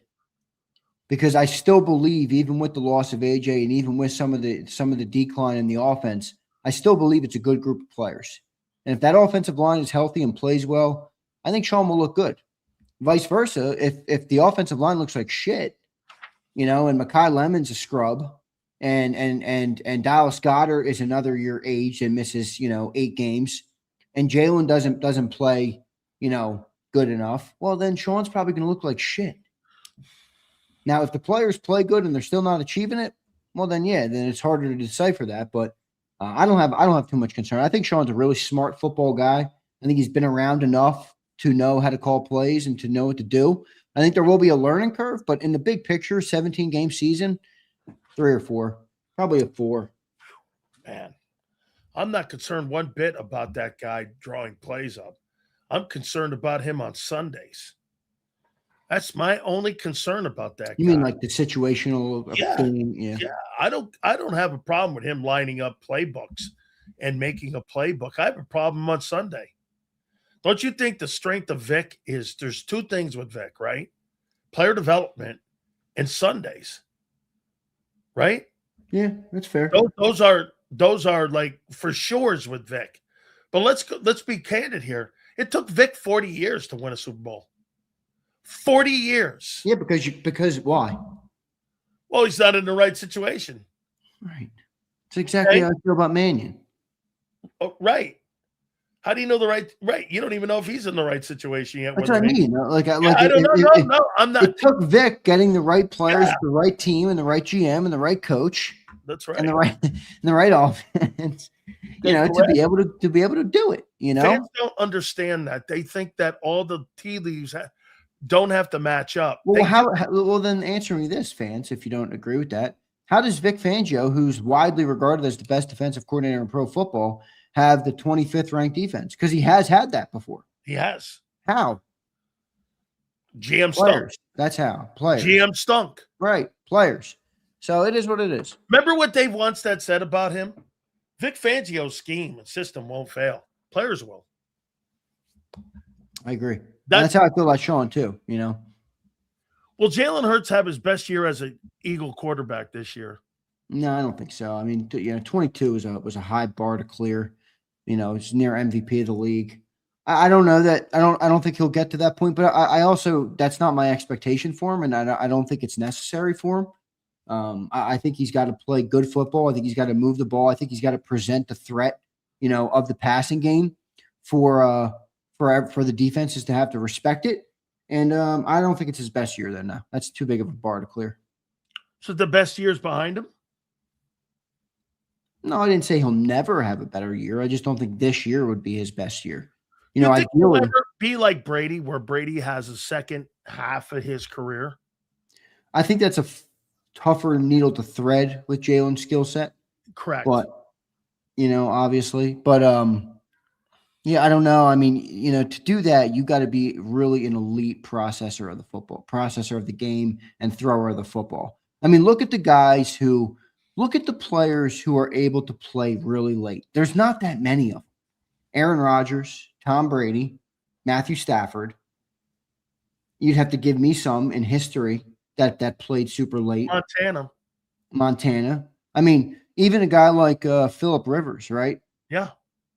He's a great processor, but he didn't have the arm strength you needed to play till you're 40. It was gone. It was gone. So Manning is a good one, Leon. I mean, those are guys that are such elite processors of the game and throwers of the football, accurate on time type of guys. So that hasn't really been Hurts' skill set in his career. So I don't know that I would answer it that way, but I do think Jalen can extend his career. He just has to really take the next step in terms of, being that type of quarterback. I don't know that we've seen it yet, but one thing I've learned, or at least from in my opinion, is I'm not going to say he'll never be able to do it, but I will have to say I have to see it before I believe it. But I don't know what he's capable of. I'm not going to put that ceiling on him. I don't like putting a ceiling on anybody. What if I told anybody, you listening right now, oh, you can only be what you are right now? You'd say, fuck you. And that would be the right appropriate response. So I'm not going to put a ceiling on him, but I got to see it before I believe it. May I go back to one thing you said about Hurts and Mannion, about how Jalen talked about Sean Mannion's offense? I'm going to use a little bit of what Prince, and I'm going to expand on what Prince is saying there. So you got Jalen going, it's his offense, it's that, this is what he wants, we're following along, and I'm paraphrasing you. Does that sound like a guy that's like all in and like in line with him? Or does that sound like a guy who's going to go with him as long as he thinks it's fit? And if he sees something sideways, how are you not going to think that the guy's going to go down the lane of last year if Kevin Patullo's not going to take this offense to a new level? Jalen last year got criticized because he didn't think the coordinator was taking the offense down the right lane. Does that sound like a guy that's on the same page with the new OC when he says that's his shit? No, but the tone, I understand what you're saying, but the tone wasn't really that. The tone was more, was there was a sense of confidence in it. Like almost like he appreciated that when you make a stand, like you always say to me, Zander, make a take. Don't fucking ride the fence. Make the take. So I think Jalen almost appreciated that Sean has come in and has been very intentional and directional about what he wants them to do and how he wants them to approach the offense. I think Jalen likes that, actually. I think that's a good thing. Structure, order in life. I think that's a good thing. So I don't think the tone was negative with it, but it was definitely, Jalen is mostly intentional with the things he says. John always says that, and you can see that when you listen to Jalen. But I think he definitely did kind of say, all right, this is Sean Mannion's offense that I'm running. He's doing a good job at implementing it and teaching us about it, but it is his offense. He's the leader of it. He's the one implementing it. He's the one coaching it. He's the one, who's telling us at what pace to implement the offense. I thought that was interesting. So I think it's a good thing, but he did definitely make Sean the leader of it. Do you believe that Devontae Smith is going to lead the team in targets this year? Yeah, I do. I think you're comfortable and you're confident.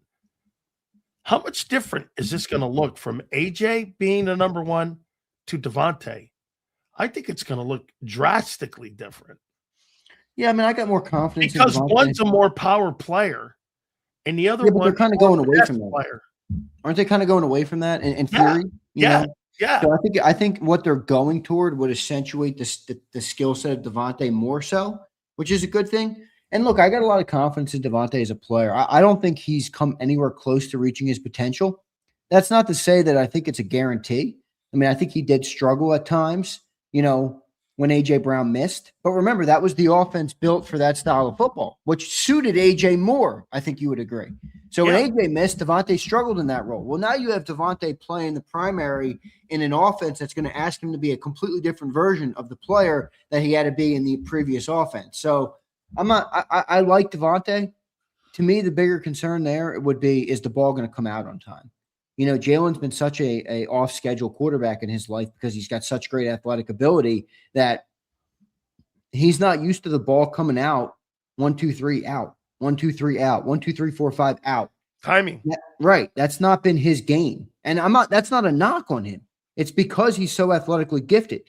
But he's going to have to do more of that this year in this new offense, especially if they're under center more, especially if they're going to, he's not going to run as much, especially if you're going to more, spread offense or a version of the West Coast offense. I mean, Jalen did use that phrase today, West Coast offense.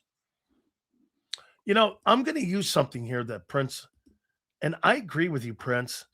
I think it's fucking crazy giving a guy full control That's of an fair. offense that's never done anything, and he's never sailed the ship by himself in his life. Oh, wait. Okay. Prince, you think Nick is a stooge? So who do you want to have control? You know, Nick, Prince. The analogy I would use would be, you know, if you're going to hire somebody, but you don't believe in them to do the job, then why the fuck are you hiring them in the first place? Excuse my language. I know my mouth's been bad. I've been told this several times recently. I've been cursing too much. Well, here, we'll apply that to Kevin Patullo. Well, Kevin Patullo was a different situation because it wasn't an outside voice. Okay. I would have less trust in a guy from outside on what our culture was. Yeah, but it's harder. It's harder for Patullo to change. It's harder for Patullo to change a set structure when you're coming from the inside, as opposed to somebody coming from the outside being hired to change the structure. Kevin wasn't hired to change the structure. So now, so you're now buying into this is going to be a bigger change than you thought.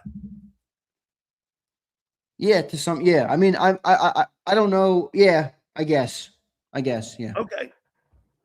Okay. Because I'm going by what you're saying. I'm just saying, like, think about what you're asking Patullo. Like, Patullo, you've been here for 4 years. You know what we're about. We want you to continue this run. You want to run it back. Right. It's almost a bigger risk for Kevin Patullo to implement his own thing than it is to continue what they were running.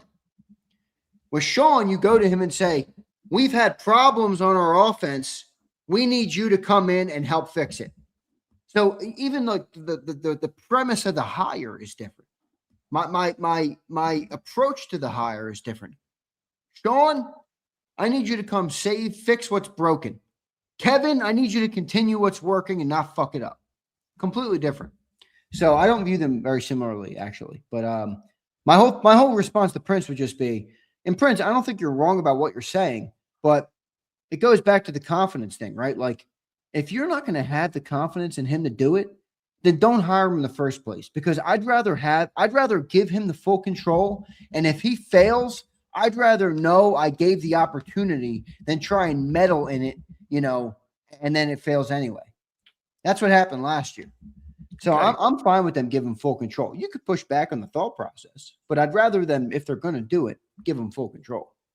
Here, okay, Jalen, I'm reading some clips or some excerpts from what he said, and he said something about being, let me go here, hip to hip, like with the play caller. He goes like this: always try to get to hip with the play caller. There are components that we have done in the past that Mannion loves. So you tell me, Zander, what's the one thing this offense does well that you would run back in 2025 or 26? I mean, well, I think they've always ran the ball well. I mean, I know they didn't run it as good as they wanted to last year, but they've always been a strong running offense. You know, I think they did impose their will on a lot of teams, a lot of physicality, right, in their game. Does that include the quarterback? Physicality, yeah, I think so. I mean, the tush pushes are kind of a version of that. Hey, I'm going to beat the brakes off of you. You know, I'm going to make you submit. I think that's a version of that. 20. I'm talking the quarterback running 20 to 20 inside there too, right? Yeah, that's a part of it.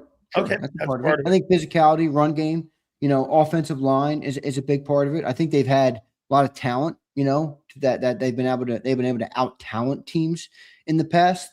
I don't know that they can say that this year, but I do feel like they've had that in the past. So and that's probably it. I mean, out talent and run the ball. That's what you would run back from what they've done in the last 2 years. No, I think out physical people. Okay. I think dominant at the point of attack. Okay. I think you want to be. Yeah, I think you want to be decisive. I thought we just got through saying though that they want to be more of a spread and more of a like. Oh, we do, but I think you can still do that in a physical way. Okay. So. The passing game. If they're gonna go to all finesse, dude, it's not gonna work well. I mean, how are you gonna do that with a 6'7" guard and Landon Dickerson, 2 6'8" tackles, or 6'6", 6'8" tackles? See, what you're saying though to me is right. When you went like this and said this, I want my guy fucking all in. If he's gonna be all in and he's gonna be all in. Well, okay, physical at the point of attack. That's what they do well. That's what we're going to bring back. Okay, so what are you going to add then? What is Mannion adding? Passing game? More effective throwing the ball? Okay. Throwing on time? West Coast? Under center? Boy, that sounds like you want to have your cake and eat it. You want to be somewhat physical, but yet your passing game is going to be a finesse passing team. Well, that I sounds mean, like you're not all in. that's what they're, but you're, I mean, that's what they're, But wait, that's in because that's 4 what years, they're, you agree the last 4 years, they were all in on the run game. yeah, but that's because that's what they're trying to fix, Sil. Like they're trying to fix the pass game. So obviously the concepts in the pass game are going to be different or at least changed this year. Now, with that, I guess comes a different run scheme. I mean, look, maybe it's nothing.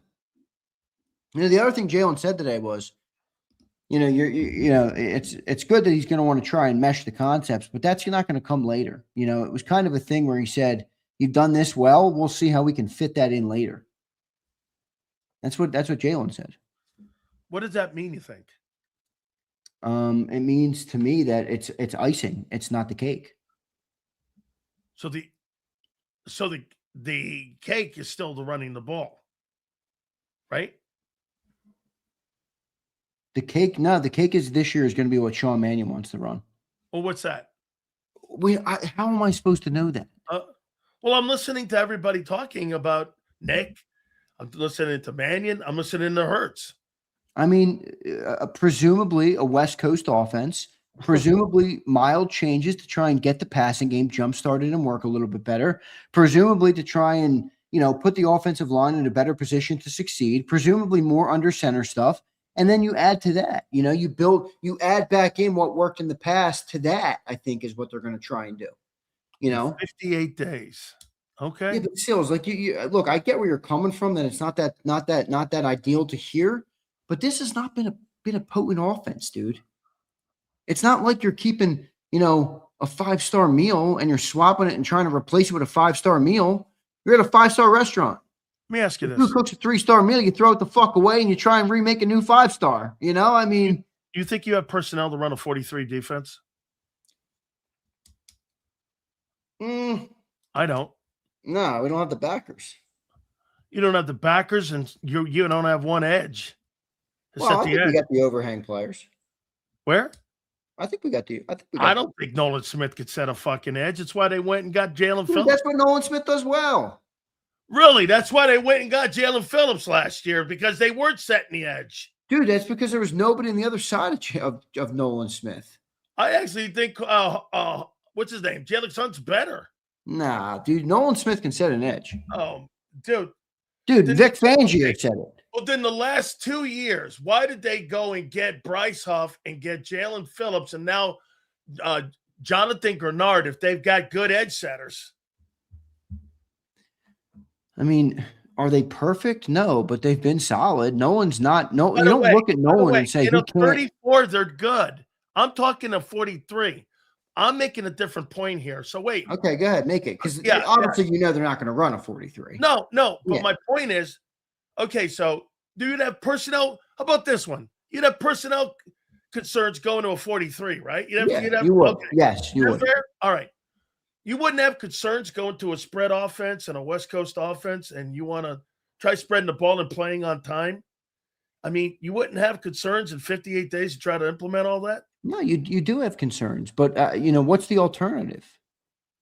Doing what you did to make yourself 50 and 18. Yeah, I think they feel like that clammed up and that well expired. You know, that well ran out. You know, I think the toughest part of this West Coast thing is going to be the whole, you know, how quickly does the ball come out? I mean, so much of West Coast, you see, you know, the run game, you know, the short pass game is an extension of the run game. You know, that's anticipation throws, right? Yeah, but is there a way to thread the needle without all the anticipation throws? I think so. You know how people say, like, yeah, the West Coast is, you know, the short passing game is an extension of the run. All right, well, are they going to be able to do that a little bit? Are they going to try and throw the ball to Saquon? Are they going to try and throw some screens or some flat throws to try and get the ball in the playmaker's hands quickly? Can Jalen be effective in those things that give them more versatility as an offense, that when they do line up under center to run it, they can be more effective? When they do run play action, they can look for the shots deep. Like, those are the things that I think they're going to have to do. But at the end of the day, so it's like you always say, I mean, you got to build it around the players still. You can't put the player in a position to fail, and because that would be dumb for the coach and it would be dumb for the player. So I don't think they're going to do that, but I think it's a tough thing to gauge, dude. This is why I said, how do you expect me to know? I don't know how much they're going to ask Jalen to be a different quarterback. And to be frank, I'm not a fucking offensive coordinator, but if I was, I would say, so here I got a player who became one of the highest paid quarterbacks in football, who finished second in the MVP voting, who became a first-team All-Pro, who helped lead us to 2 Super Bowls, who's won an award at every single level that he's played football, and now I want to take his skill set and put it through a paper shredder? Well, I think you're stupid, is what I would say. But I think they think the offense is expired. And if they don't replace it with a new one, it's not going to work. Now, will that work for Jalen? I think we'll find out this year. You know, it's funny. You just said something that kind of reminded me of a guy. Have you win a Super Bowl, was a runner-up in the MVP, had all this crazy skill set, and that guy's name was Carson Wentz. Interesting. All right, there's another one here for you. What impact not having AJ in that huddle? Who does it impact more? Hurts or Barkley? Or let's add another one, the O-line. This coming season, let's add another one, Sean Mannion. A.J. Brown not being in that offense in 26, heading into September. Who will it impact more? Hurts, Mannion's play calling, Barkley's ability to run the ball, or the offensive line? Well, I think it'll affect all of them, to be honest with you. But can I present to you an eagle-colored glasses take? Sure. In all seriousness, I actually think there's some merit to this. And I'm not going to sit here and tell you that the team is better without AJ. But I would ask you this. When AJ Brown was lined up on the field, what do opposing defenses think? Okay, if this guy's going to beat us, where is he going to beat us?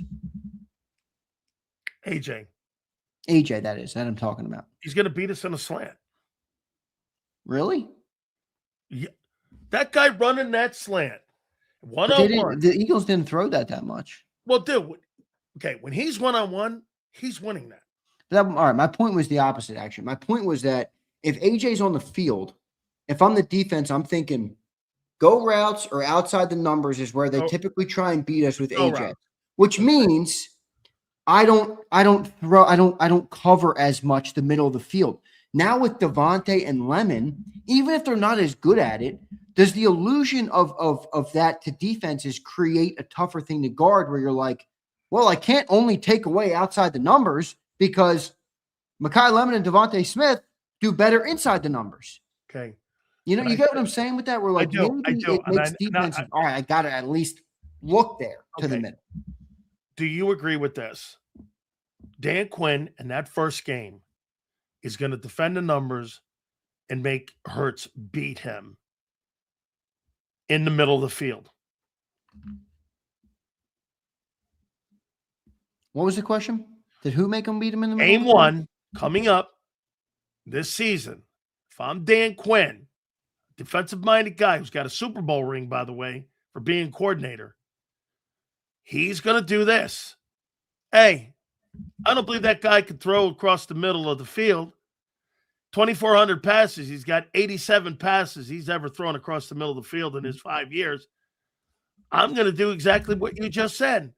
I'm going to jam Devontae at the line of scrimmage. I'm going to play man on him, and I'm going to make a rookie fucking beat me. And I'm going to make that quarterback. I'm going to split out Hollywood Brown out wide and say go deep. If they're going to take all that away. Hollywood Brown has not been a world beater. Hollywood Brown no, but you need a deep threat. Well, my question would be this. If Hollywood Brown is the threat you're throwing at me, I'm going to win that, I think. Well, that's fair. I mean, that's fair. Maybe it would be Smitty that goes deep then. All right, you're going to take away the middle of the field? Well, or the other thing is, Sills, if you're going to give me the middle because you don't think I can do it, guess what? That means Jalen has to beat him there. You know, if they're going to get – that's kind of NFL football. Like, you're going to get stuff taken away. When you're given something, you have to make them pay. So if defenses are going to do what you just said, which I do presume they will, make them pay in the middle. Prove me wrong. Prove Sileo wrong. Prove everybody wrong. Throw the ball consistently over the middle of the field. Get the ball into the hands of your playmakers. Okay. Let them rack up yards, and defenses will immediately have to start playing you differently. This is a great conversation because this goes back to Nick now. Okay. Why didn't Nick develop Jalen on the exact same thing you just said on expanding the offense by throwing it across the middle of the field if they became so predictable on the numbers? That's a fair question. If this is what they're going to do this year, why haven't they done that in the 5 previous years? Well, because I think Sills. I mean, look, last year it's easy to look at it with hindsight and be like, "Oh, why didn't they switch? Why didn't they switch?" Remember, dude, they were just coming off a year where they won a damn Super Bowl, you know. And I think, look, it's also a hard sell to say, "Okay, let me abandon what we just won a Super Bowl with." But you said in September on that day of the first game, you go, Jalen Hurts is going to have to win games throwing the ball. Well, that was my take, not the Eagles' take. But you turned out to be right with that take. Well, I agree. But they couldn't do it. I get it, though. Like, I get why they didn't abandon ship quicker or sooner or change it up that much. Like, you know, you don't achieve things at the highest level and then just, you know, go away from it. You know, I saw Mark in the chat. Mark, I just sent the link. Sorry for the delay, dude. If you're Dallas, you're not going to never let Dak throw the ball. Like, you know what I mean? Like, they've had success. It doesn't make sense to abandon that. They had success. They wanted to figure out how to make it work. Just like I think anybody would. When you have great success, you reach a trial or a tribulation, you try and overcome that trial and tribulation. It takes a little bit more for you to, you know, I think abandon it and jump ship on it, you know? And I think that's what they've done. And look, you could make it, I think it's be easier to make an argument they jump ship too quick. The Saquon Barkley, Devontae Smith, and Mekhi Lemon. You think those guys prosper this year in this new offense? I think they have a chance to, obviously. I mean, it all depends on I think what kind of quarterback Jalen is this year, how well that ball comes out, and, you know, also the implementation of the new offense. I mean, we just talked about it where, you know, Mannion can have a lot of good ideas and a lot of good concepts and a lot of good things, and they can even learn those concepts well. But if they don't perform them well in the game, well, then, yeah, they're not going to have a good year. And this is why I've said this from the very start of this offseason, Jalen Hurts is the number one thing this year. And there's no way around that. It's bigger than Mannion. It's bigger than AJ. It's bigger than Saquon. It's bigger than the defense. If the Eagles are going to make teams pay for whatever defense they're trying to do to them or whatever they're trying to take away, Jalen's going to have to be that guy, you know? And I got confidence he can be that guy, but what that looks like, I don't know exactly what it looks like. But you're going to have to make them pay. If they want to give you the middle of the field, fucking beat them. If they want to take it away and you want to beat them deep, beat them deep. If they want to let you run all day and they don't respect your ability to run, take it to the outside and go pick up the first. You know, look, that's kind of football, but I think that's what it's going to come down to this year, Sills, is Jalen Hurts' ability to, you know, either make teams pay or let them get the better of the offense. One last one before we read some supers here and we get the guys on for Battle Royale. So here's one of the quotes that you were talking about and paraphrasing on. Eagles quarterback Hurts on the offensive changes and potential being under center more. From a passing game standpoint, as things have evolved, we were very one-on-one dependent. You know, try to find a matchup instead of full flow West Coast style offense. So you were beating people on talent alone and not scheme. Now you're going to try to beat people on scheme and not as talented as you've been in the past. Is that what that means? I mean, I think to some extent, but I do feel like they still have the talented players. I mean, look, that's why They're you not can as make an talented argument. they're not as talented as they were in 24. But you can make an argument like AJ wouldn't even fit in this new offense that well. I don't believe so. And what they're going to run now, a guy like Higgins and Jamar Chase fit in this offense. Yeah, Jamar Chase would be fucking great. Jamar Chase is a beast. JSN too. Yeah, I mean, look, a lot of guys would, but AJ has become more of a physically imposing receiver, than a finesse receiver. So this is the kind of offense that the Cowboys run. Yeah, but it's going to look different than that. I mean, their defense sucks so bad that they're losing every game, so they got no choice but to throw the ball. Mark can tell you all about that. 31st ranked defense, they can't stop a fucking nosebleed. But the other part is they have a volume passer. Well, Kyle Shanahan comes from West Coast offense. His dad's a West Coast Bill Walsh guy.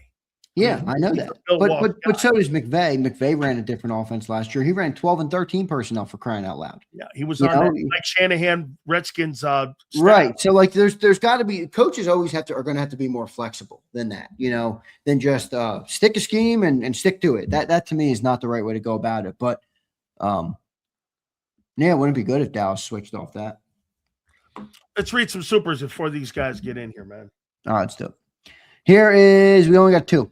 Here's Kimberly. Hurts sees the writing on the wall. I wouldn't be surprised if Nicole is looking to restructure his contract in other teams right now. Hurts is not stupid. He's not. I'll tell you what. I'm going to listen to that, and I'm going to believe me, Z. I believe that you heard it that way, but the way you presented it to me, it's like this. This guy is putting that offense together. He's putting that scheme together, and we're following along with what he wants to implement. Kind of like, hey, this is him. That's his deal. He wants me to do this, and I'm buying into it. Yeah, is that fair? Agree. That's very fair. That's fair, okay. Very fair. That sounds like to me where I've got 1 foot in and 1 foot out. Well, we'll see. Okay. All right, here's Ramir. Real questions won't get answered. Your one is wasted. Not sure what that means. I don't know what that means either. Boy, I'll tell you what, you are asking an awful lot in 58 days. Here's Kyle. Why am I going to throw the ball against Quinn when they had the third worst run defense last year? Good question, Kyle. Well, because, Kyle, if you can't run the ball like you couldn't a year ago, and you were 34th in yards per carry, you're going to have to run the ball. Nah, I'm jamming that ball down their throat. I would too. What's the over-under on Nolan Smith's sack total? Are you asking for my over-under or like the real over-under? I don't know what the Vegas over-under is. I'd probably put it at like 5.5. What do you think Jalen Hunts will be? I got 7.5. 7.5 is good. What do you think? They're not really like sack guys, No, I mean, Jalix is a little bit more now, but he's still developing. We don't know yet on him. Nolan, I think maybe 5.5 is too low. Maybe 6.5. I mean, you got double digits for Gennard? Yeah, I do. Here's Pump. Fellas, the locker room never recovered from the Hassan and AJ beef. All for some neck. All under Hurts leadership. SMA. I don't know what Pump, you got to relax with that, bro. You can't have me saying that. Going through with that. You're gonna have to up from $5 if you want me talking about neck on the show. Hey, Pump. Are you sitting there saying that this whole relationship went sideways over a chick? I'm sorry, dude. No chick on the planet. We need to up these to like 10 minimum to talk about that. No. All right, so good show. I can't wait to hear what look, we gotta be soft on Mark, man. This is their time of the year. This is the time of the year that Cowboy fans have the most excitement and the most anticipation and the most belief. It's when the season starts that really just starts rapidly dwindling. So, give him some slack. This is the time of the year for Mark to feel good, to be good, to make great content, to talk about the future, to dream. I had a dream is what Mark will be telling his audience. So one last thing before you go, my friend. So let me get this right. Let me get the quarterbacks that Chris Sims has and will rank ahead of Jalen Hurts all the way up to. Don't do that with me. You can do that with them. Get me off the show. All I'm right, not all right, listening to you all right. tell me this. See, I will see you tomorrow on Bird All 365, right, later, my dude. friend. Appreciate you. All right, man. So as we wait here for Philly 500, we got Mark in the. So let me look at this Chris Sims power list of quarterbacks. So here, check this out. Mark's listening here. They got Jalen Hurts at 21. So here's the quarterbacks that Chris Sims will have ranked ahead of Jalen Hurts. This is okay. So here's the quarterbacks that Chris Sims will have ranked ahead of Jalen Hurts on his list. Right now, I think he's up to,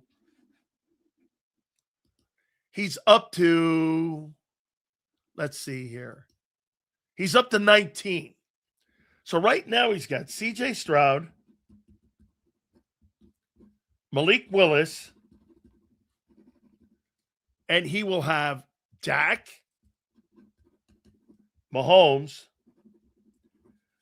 Daniel Jones, Stafford, Darnold, Mayfield, Allen, Trevor Lawrence, Goff, Burrow,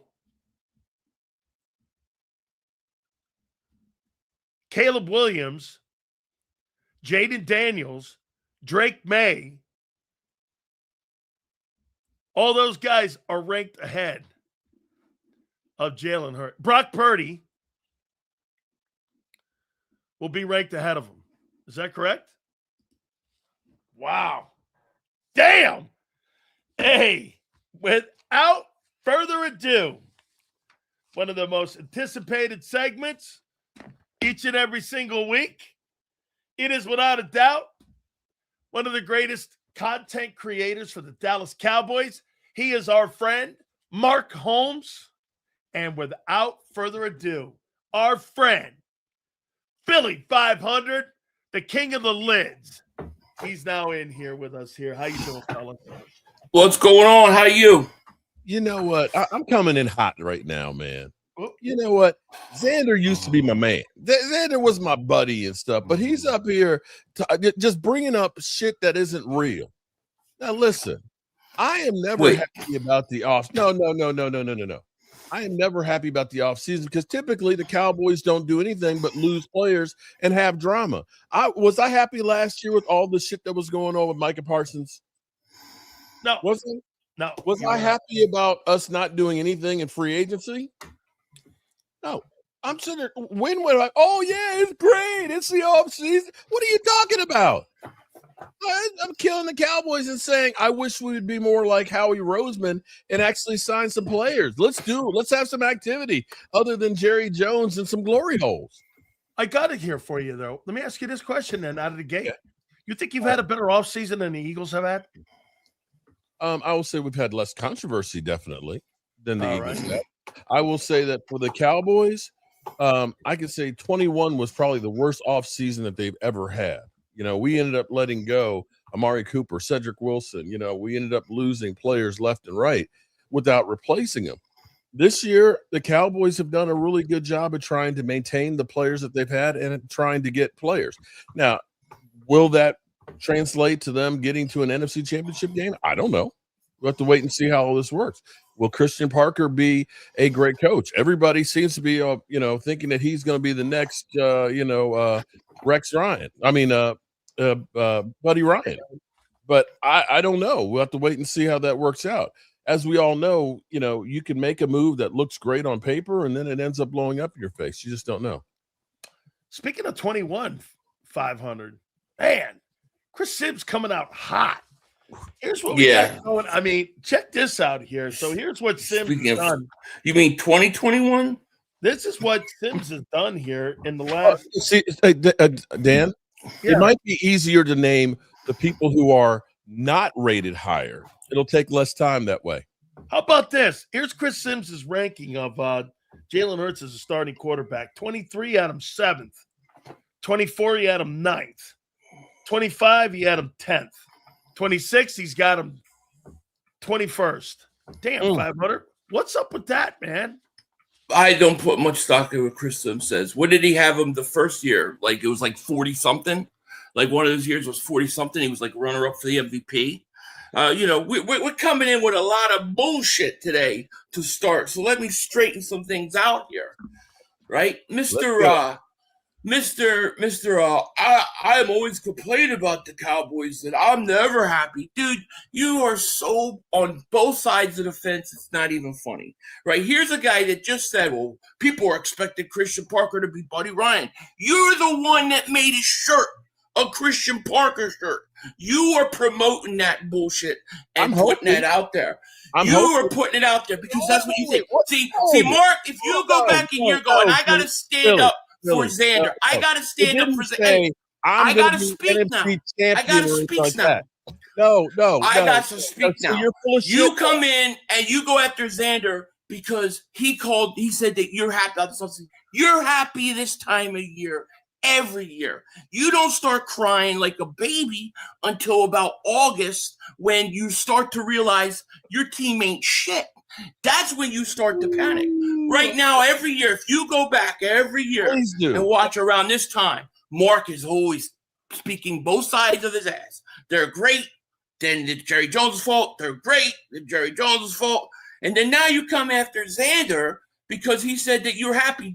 Does this guy not come in smiling every show? What about in December? Where's he doing in December? I got a drink. I got to have another drink. My wife's got to pick me up off the floor. He's full of shit. He's so full of it. I had debates with people in Eagleville on this. You tell me. And we had a little bit of a debate on this last week, but we brought some of it back. Prescott is 37-10 versus the NFC East. Okay? Crazy. 10-5 versus Philly. Now, get this. Every time he plays against Philadelphia, he has great success. Correct? Yeah. Okay. That's all right. true. Now, postseason, to Philly's point, okay, they shit the bed. They do all that. It's true.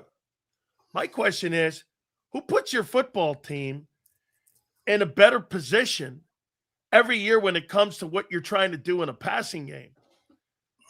The Eagles want Hurts to be a passer like Dak now, especially what I heard from the press conference today. They want more under center. They want more West Coast. This is Jalen Hurts' words. It's funny. They want him to evolve into being a passer now. That's what came out of the press conference today. Sometimes you can be too smart and outsmart. That's what you heard. That's what he said. Okay. I got quotes. You had a formula that actually worked. That's why. Why are you moving? Running the football, being balanced works. And so now you're going to say, oh, okay, we want to throw the football around. I would rather be more Eagles-like on my offense and be able to be balanced. Because that's the way you win in football. It wasn't that Sam Darnold is out here throwing 5,000-6,000 yards that's winning the games. They were balanced. Would you make it a pressure today, then, Philly? Maybe you were different. I didn't get to watch the whole thing. Okay. Right. Only parts of it so far, but I can tell you right off the bat, this idea that you guys are insinuating somehow they're going to go and taking their words, and I think you guys are twisting it a little bit because they're not necessarily going to become a 60-70% passing team. I don't believe that. I think the reasons you made the changes on offense is because all you have to do is look at the offense last year. It was too predictable. They couldn't adjust in game. I mean, we've talked about 1,000 times how bad the offense was. It can't get any worse. You have to be more balanced. I don't think in some ways they are balanced because I think they only do 3 or 4 things, and that's all they could do. And that's all they did every week. So I think it's a good thing. And I think this is what Jalen Hurts wants. I think he's been wanting this for a few years. And the problem has been that I think the coach ignores what he wants. That's what I honestly think. Here's a quote. Eagles quarterback Jalen Hurts on the offensive changes and potential being under center more. From a pass game standpoint, as things have evolved, we were very one-on-one dependent. because you had better talent than everyone. Mm-hmm. You know, trying to find a matchup instead of full West Coast style of offense. This is what we're trying to evolve to, bro. That's you know what that means? That means timing passes. That means timing passes, throwing on time. You're not sitting there and having one-on-ones. That's completely different. And you know what else I take that as, Sills? I actually take that as a shot against the coach. I think he's saying that the coaching, they weren't good enough to do anything but go at AJ Brown. So that's because the coaches couldn't do anything else. They don't know how to get the other guys involved in the offense. That was clear. I mean, have you ever seen a case, in all honesty, where you watch it and we go into the second half of the game, let's say Brown has had 0 targets or 1 catch, and then they're going to try to get AJ Brown the ball more, and then they try to do it. It looks horrendous, and everybody knows it's coming, and they can't do it. It just looks really, really bad. That's, to me, coaching. I think they're talking about the coaching and the inability to call offensive plays. Can I ask a question here? Sure. Is it possible that every year changing up offensive coordinators and never really getting comfortable with one offense may have a part to do with that? It's a big part to do with it. It is. I do think that is. It has an effect. There's no way that it can't. But I don't think that they've done a good job at times with giving him, what he needs. And I actually think that is a problem. But how do you avoid it? When you're winning, it comes with the territory. You can't avoid it. There's nothing you can do about it. You can't avoid it when you don't have a head coach as a play caller. Hey, Mark, I'll tell you what exactly my concern with Sean Mannion is. I don't have a problem with him drawing plays up on a chalkboard. I don't have a problem with him drawing plays in the dirt. I have a problem on Sundays, and I'm going to tell you why, okay? Because you just mentioned something, and Philly just even kind of put a stamp on it. You said this.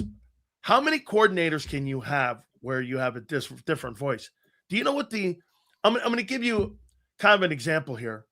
You can have the same direction on how to get to the grocery store, but one guy has a different way and a different turn on how to get there, and he'll have a different idea on how to get to a particular place. He'll just have a different roadmap. Mm-hmm. And sometimes a guy will go down a further roadmap. Some guy will have a shortcut. You know how you get the shortcuts? You have a shortcut because you're Vic Fangio and you've got experience on how to get to a place quicker than, say, a guy who doesn't have the knowledge of how to get to that spot quicker. How in the fuck does Sean Mannion have any experience in game on knowing how to get to that spot quicker when he's never called a fucking play in his life? And wait a minute, and get this, you're going to do this in 58 days. That's training camp. July 24th, 58 days from now. You're going to do all this 58 days, Philly? Well, maybe they from what they've seen and learned about him from the beginning of this process, maybe he blew them away. Maybe he was just so impressive they couldn't help but hire him, and that they'll take those those peaks and valleys that come early. It happens. So to me, I'm actually glad that they hired a guy not doing the same thing every year. And it just goes to show you how bad that offense was last year. It was historically bad. And that's why I have no issue with them taking a chance on a guy who might be a bright mind in the future. Are you sure he wasn't just like toaster leavings? I mean, didn't y'all interview like 14 people before? Toaster leavings? No, did you not? Have you not? You have done no research on the guy. You know nothing about this guy at all. I know he was everybody loved him. He was spoken highly of. It's just like you and Christian Parker. Oh, we don't want Christian Parker. Who would want that guy? That guy, what's he got? And then he goes there and he got shirts on. Come on, man. About him from your team is in no position to talk. Your team is not on our level. Your team is trying to get into a playoffs. We're different. We're built different than the Cowboys. Mark, could Kenny Clark be a June 1 casualty this coming season, or do you believe he's on the hot seat this year on having to produce because he's got a big number in 27? Yeah, he's not going anywhere this year. Okay, not this year. No, because then What's his future? What's his future in your opinion? I think you're right that it is a prove it year for him. And the Cowboys, seemingly, he's not the only one. There's a couple of people that you have to look at that, including Savon Ravel is one right there. Tyler Guyton as well too. The Cowboys are moving differently, where just because we got you doesn't mean we have to hold on to you. And they're actually looking for people that perform.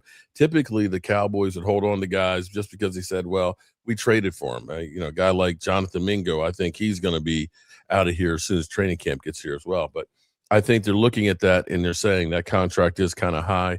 We have got a lot of younger guys that are in there, and he could be replaced. But I think he's going to be very, very important for this year.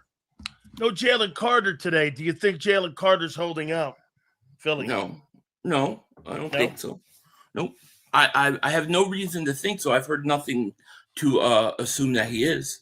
But I will say this is we can, just to go back on offensive coordinator for a second, we could cry about the Eagles getting an offensive coordinator that's young, but I remember last year or 2 years ago sitting here getting laughed at for hiring Kellen Moore. Because Kellen Moore was the reason Dak couldn't win a playoff game. And what does Jalen Hurts do with Kellen Moore? He wins the Super Bowl. So you never know how these things are going to turn out. But I would much rather be in the Eagles' position. I'll tell you exactly what Kellen Moore did that was brilliant compared to what he did in Dallas. In Dallas, he had the number one offense twice. And he did? Yeah. Well, wait. In Philadelphia, he had the 29th ranked passing attack. And he made sure he took the ball out of the hands of the quarterback. He didn't make sure to take the ball out of the quarterback. They didn't? He had to do it. He had to do it because the guy was having a historic season. Okay. I don't care who you are. This. And you know what, folks? How did that help in 25? How did that help in 25 when you needed to throw the ball and you couldn't? Well, yeah, but Kellen Moore wasn't there anymore. That was Kevin Patullo. Right. Remember him? Right. Okay. They replaced Kellen Moore. So he left. Wait a minute. Because you know why he left? Because we won. You're trying to tell me if Kevin Patullo didn't have a historic running attack in 2024, they wouldn't have had the same result? In 2024, they were having a historic running game. They were healthy. I think that a lot of times what would have happened on that offense, especially running the ball, wouldn't have changed. Would Kevin Patullo have been able to commit to it to that point? Would he have been able to call the plays in the right situations? That I don't know. I don't believe that. I don't believe that. But I don't think much of Kellen Moore. And I mean Kevin Patullo. And, I don't care who you are. I don't care what coach you are. If you don't hand the ball Barkley when he's having that kind of year, you're stupid. Exactly. Now that's the sign of a good coach, because you could have Joe Gibbs, who came from Air Coryell, came to Washington. He didn't have the horses to be able to do that and came up with the one back offense to use what he has. That's been the problem with the Cowboys is typically, Eberflus comes in here and says, we're going to be a zone defense. None of your guys have ever done zone, and you're trying to implement that with guys that you don't have, and that's why you're so bad. Remember what Jimmy did? Yeah. Remember what Jimmy did? When Jimmy was at the University of Miami, they spread the ball around. We threw the ball at UM. And he got to Dallas, and he got Emmett. Yeah. He committed. We didn't have that offense where he was at UM. That's right. And he completely changed when he got Emmett Smith here. All right. Philly, are you sure you're going to hang on? The fact that you think they're going to hang on to AJ a little bit longer, do you think that's been expedited a little bit? You think first or second they're moving off of him then? Yeah, I mean, I think that they're probably going to do it pretty quick because I kind of believe that there's probably already offers out there, but I think that, in my personal opinion, I think they should hold out and wait to trade him, but I don't know that they will. So you're not sure if it's quick or maybe a couple weeks into it. Yeah, I mean, I just think that it benefits you to wait. Just wait a little while. See what happens, because I think it sounds like other teams are becoming interested. So why rush it? Chiefs and Chargers are now, and so are the Jags. Yeah, why rush it? As well. I'm sorry? Baltimore as well. Baltimore sounds right. Hey, I got to tell you something here. There's rumors going around the Dallas Cowboys, and I don't know how strong they are. There's always rumors going around the Cowboys. Okay, but this conversation about Myles Garrett, I don't know, man. Listen here. Get this, and the Eagles could be in this too, but I got to tell you, that's right. He's not at OTAs. He's burning $1.9 million not being there. Okay, in his contract, he's got $1.9 million for OTAs if he shows up, and he's burning that and throwing that in the trash can. That's not just shit change. $2 million. I don't know. I mean, Myles Garrett signed that deal, and he signed, sealed, and delivered. I mean, I think there's some smoke to that. I think Cleveland might want to take a look at that again. As I said, I said this when they redid his contract. He will not be a Cleveland Brown to start this season. I do not believe he will be. I don't believe he ever was. I believe that's the plan all along. So none of this is a surprise at all to me that they're going to try to trade him. I think he's going. I don't think he's going to be in Cleveland this year. Mark, do you think Dallas would be in that conversation? Do they have enough equity? You think about it with his contract. I think basically it'd work out to about $35 million a year for the next 4 years. He is 30 years old, but you think about Reggie White going to Green Bay at 32, and he was the best player on defense in football for 3-4 years. You've got to at least listen to something like that. You're not finding anybody in the draft that's going to be that good next year. In the next 3 years, you're not. You're not. That would be a game changer. Would the Cowboys do that one? I don't know. Dallas isn't ready to Dallas isn't ready for Myles Garrett. They're not close enough to winning. If you're Garrett, why would you want to go to Dallas and lose when you can just stay in Cleveland and lose? They're not a Super Bowl contender.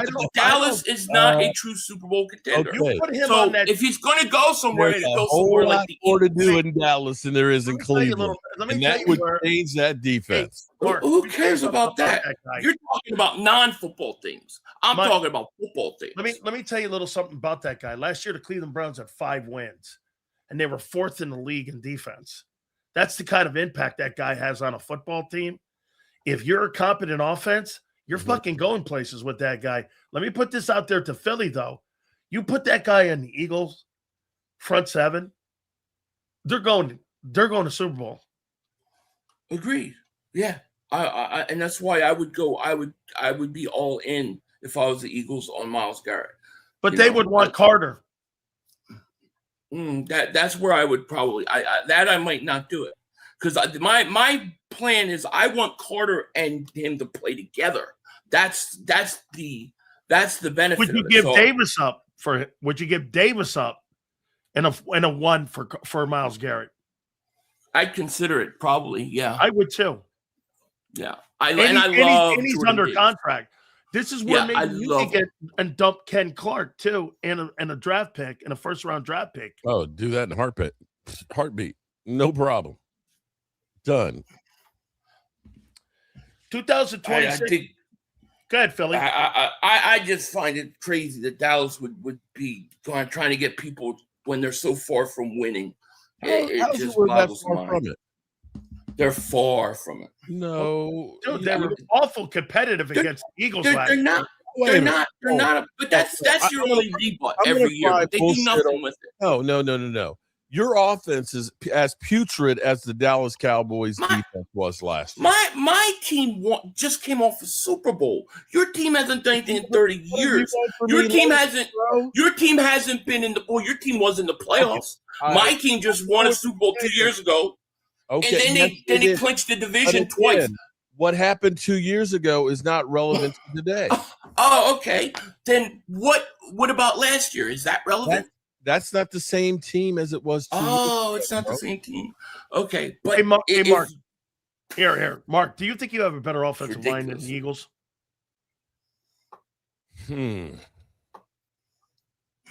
I won't say that we have a better offensive line. I mean, it just depends on who's healthy.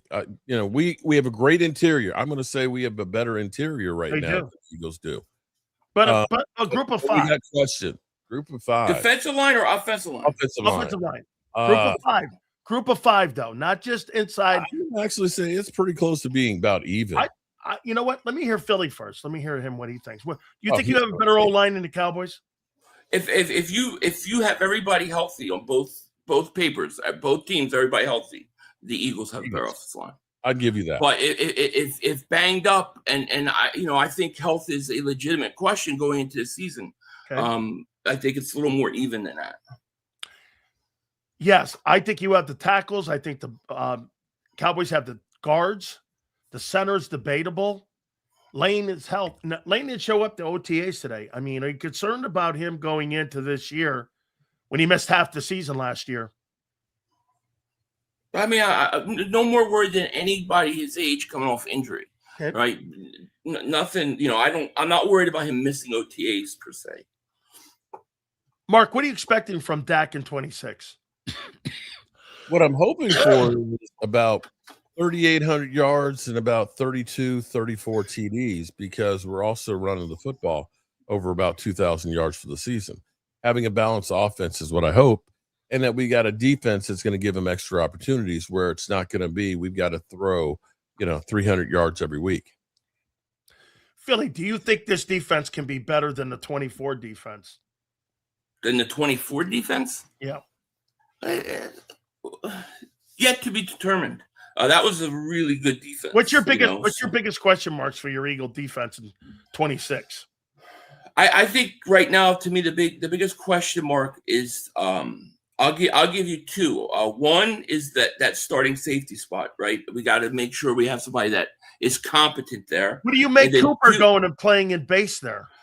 Well, I mean I think he did that last year also. Yep. Right? It makes sense. Why do you want to take him off the field in base? You don't want him off the field. You want to keep him on the field. So that's not a surprise, and it's a good move.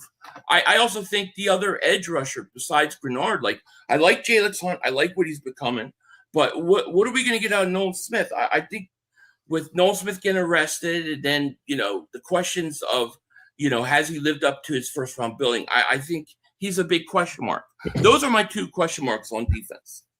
Mark, give me your defense here. What's your expectations for your defense heading into this? I mean, like Philly said, and I'm going to agree with him on this, you've made some pretty good moves. You got to pay off in the fall. Mm-hmm. This has got to pay off in the fall. The moves look good. I like the players. I like the assets. However, Caleb Downs, this is all I could say. He was the most ready guy out of the draft going into this season. However, you still got to pay that shit off. This is pro football. This ain't playing Northwestern. So what do you say about your defense with the personnel changes?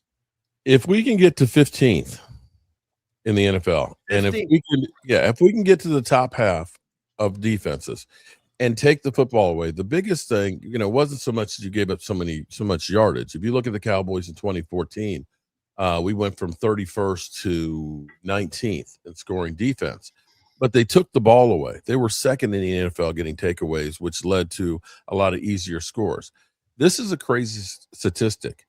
If an offense gets the football, between 30 and 35% of the time, they will score. Off of a turnover, it's 60 to 65%. And that's the key right there, statistic that people don't seem to understand. You got to get those takeaways to really be able to score more points. I think the Dallas Cowboys are going to be more aggressive. We're not going to be sitting in these zones that guys are just lost like we were last year, because literally every time it was third and long, nobody had a clue with where they were supposed to be, and people were just feasting on it. When you get Minnesota's quarterback, scoring points left and right, your defense sucks, and that won't be the case this year. You think Saquon Barkley's a 1,500-yard back, Philly? 1,500 yards? Not anymore. Well, I mean, I guess. Well, shut up. I guess it'll depend how much. I think it'll depend how much they use the running game. I think he's very capable of 1,500 yards. I do not believe Saquon Barkley is at all at the end of the road. I do not believe he's shot. I think he actually looks really good. Looks about 20 pounds lighter. So I expect big things from Barkley. Very capable of it. Very capable. I like it. Hey, you think Williams is a 1,500-yard back? Mark. The question you have to ask about Mark, if you get 1,500 yards out of here, got out of him, that'd be great. And you throw for 4,500 and your defense is 15th, Well, here's the thing, though. You're going to be in the room for a conversation. I don't know that Javonte Williams is that great. How you look at it? Well, no, I don't know if he's that great of a running back or if he was a product of the pass was setting up the run. Because you had CD and you had George Pickens on the outside, it's hard to put 8 men in the box where he's getting, not having those holes. And that's where he recognized, like, make sure you bring back George Pickens, because if you got 7 men in the box or 6 men in the box, or they're worried about covering those guys and double covering, you're going to feast. But we know when you have ass wide receivers, those holes aren't there because you can put 8 men in the box and go single coverage on the receivers. Philly, 2 last ones here for you guys. You tell me on Devontae, you are 100% confident that he's going to take the role of A.J. Brown and be a number 1 wide receiver in this new offense. You're going to see no drop-off whatsoever at that number 1 position. I think he is going to be that and then some. I believe in so he'll be better Smith than AJ Brown. Okay. Well, I'm not saying he's going to be better than AJ Brown. That's a kind of a loaded question, really. You're asking me, is he going to be competent? Is he going to be a legit number 1? Then you're saying, is he going to be better than AJ Brown? Not many guys are better than AJ Brown around the league. So, I think that's kind of unfair. If you, what's that? You expect him to come out to be like Odell Beckham as a rookie? Who? No. AJ Brown. Lemon. We're talking Smith first. I asked him we're talking Earth to Mark. Come off of Cowboy La La Land planet. We're talking about Devontae Smith. Hello. Okay. Mark doesn't see. That's what I'm saying. This guy hears one thing. Sorry. I thought you were saying you were expecting him to come out and basically take over the production that AJ Brown had. So you think he's going to cover the production then, right? Yes, I think he's going to be great. Okay, so do you think George Pickens has a follow-up year like he did a year ago? I think definitely. Remember something, CD's going to be out there at the start of the season this year. Yeah. And you're going to be sharing some touches here now and some targets. He was sharing those targets and stuff last year, but I'm going to tell you, the onus is on him, because here's the thing. The reason why he's not raising a stink about the franchise tag and stuff was, 1, people weren't making the big offers to go ahead and get him because they're still kind of like, are we sure about that? It's on him to have an incredible season and not make any waves, because if he does, you are going to bust the bank. If he can have another 1,200, 1,300 yard season, 8 or more touchdowns, you're going to look and say, that's the premier wide receiver. And the Cowboys now, you got to shit or get off the toilet. So, Mekhi Lemon, and I'll ask you again on this. You're pretty comfortable that he's going to put up the numbers that Devontae Smith put up the last 4 years, right? He's going to be in that conversation? I don't know if he's going to put up the numbers of Devontae. He's going to be in the slot primarily. Somebody's got to take up for the second guy. Yeah, right? but I think he's going to be good. I like him as a rookie, but he is a rookie, and you're going to have to use more than just Lemon. You can't just replace AJ Brown with one guy. It's not going to happen, and it's not even fair to Lemon. I think that's why you brought in the multiple guys that you have. This is why I prefer to keep AJ Brown. But what are you going to do? All right, Mark, I want you to tell everyone out there about the excitement level for the 2026 Dallas Cowboys. How high is the level? Because, again, I think, got to pay it off. I can't sit here right now in May and go, this team's going to go. But you tell me, what's the excitement level? Is this one of the better excitement? Wait. Why can't you do that? You do it with the Eagles. The Eagles are going to be there. They're going to be horrible here. They're going to be horrible here. They're going to be horrible. Why can't we hold Dallas? Why can't we hold Dallas to that standard? I think your defense is going to be very good. I just think it's based on the offense. If you're 32nd and 3 and outs, you're not going anywhere on defense. I say let's hold Dallas for 5 minutes to the same standard as the Eagles. Okay. And it would collapse. It would collapse. Is where I am. We have a lot of nice new pieces, but we got to see how they're all going to work together. We've got the Cowboys seemingly trying to get more and more players here, which is something they typically don't do. And if they do something and, go ahead and get a Jaden Brooks, if they go out there and try and get a Myles Garrett, then you start looking at that and saying, yeah, now we've got a lot of high expectations. But they should, and they have to, at least be a playoff team this year.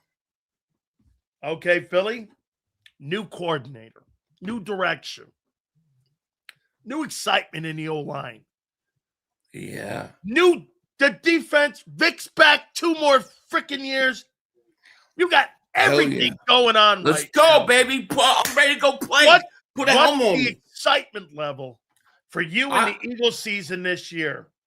I'm at about a 9 right now. I'm actually very excited about this season. Super Bowl. You think it's a Super Bowl team? Well, I think it's very capable of being a Super Bowl team. Yes, I think they're one of the best teams in the NFC, and they will continue to be. And I think a lot of people are going to be proved wrong. Yes. I'm very excited. Man, I'm very excited. All right, there you go. See, that's right. We ain't afraid. We don't have to play two sides of the fence. We know what the Eagles are. They're a team that contends for Super Bowl. It's funny, man. It's funny when we have to talk about winning. Mark shrivels up, doesn't he? As soon as we start talking about the W, the old W.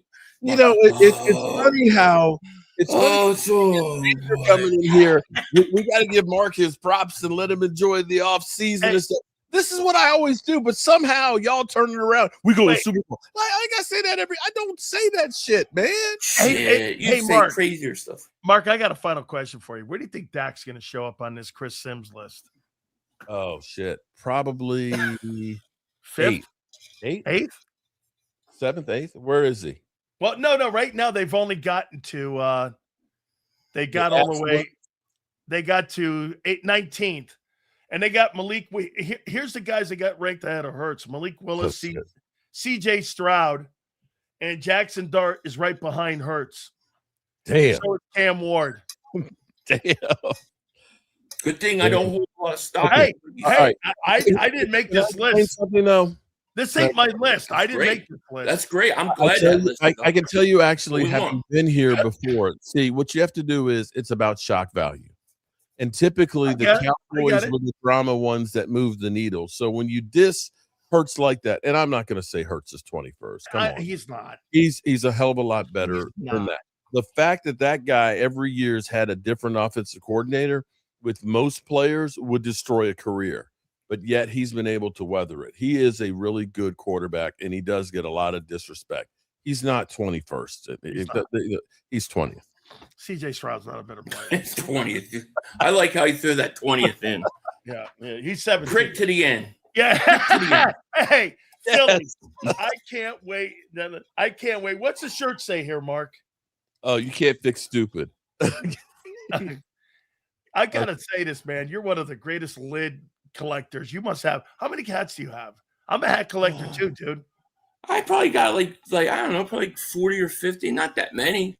But what I do is if you go to the Eagles website like early in the week, they always get like these hats that like don't last but like 2 or 3 days. So I always check once a week and see what they got. Bro, that's dope. I when I was younger, I collected a shitload of hats. I had boxes and boxes. I'm a big hat guy, man. Yeah, I love that stuff. Yeah. Guys, we are 58 days until training camp. Oh my God, less than 2 months. That's right. 58 days. Mark better have his parties right now because it's gonna go all downhill. According to Eagle fans, you better load up on that. You better load up on that whiskey, bro. You know what? Whiskey and tissues. Here's how I measure things. Now, first of all, Vegas ended up changing Cowboys from 8.5 wins to 9.5.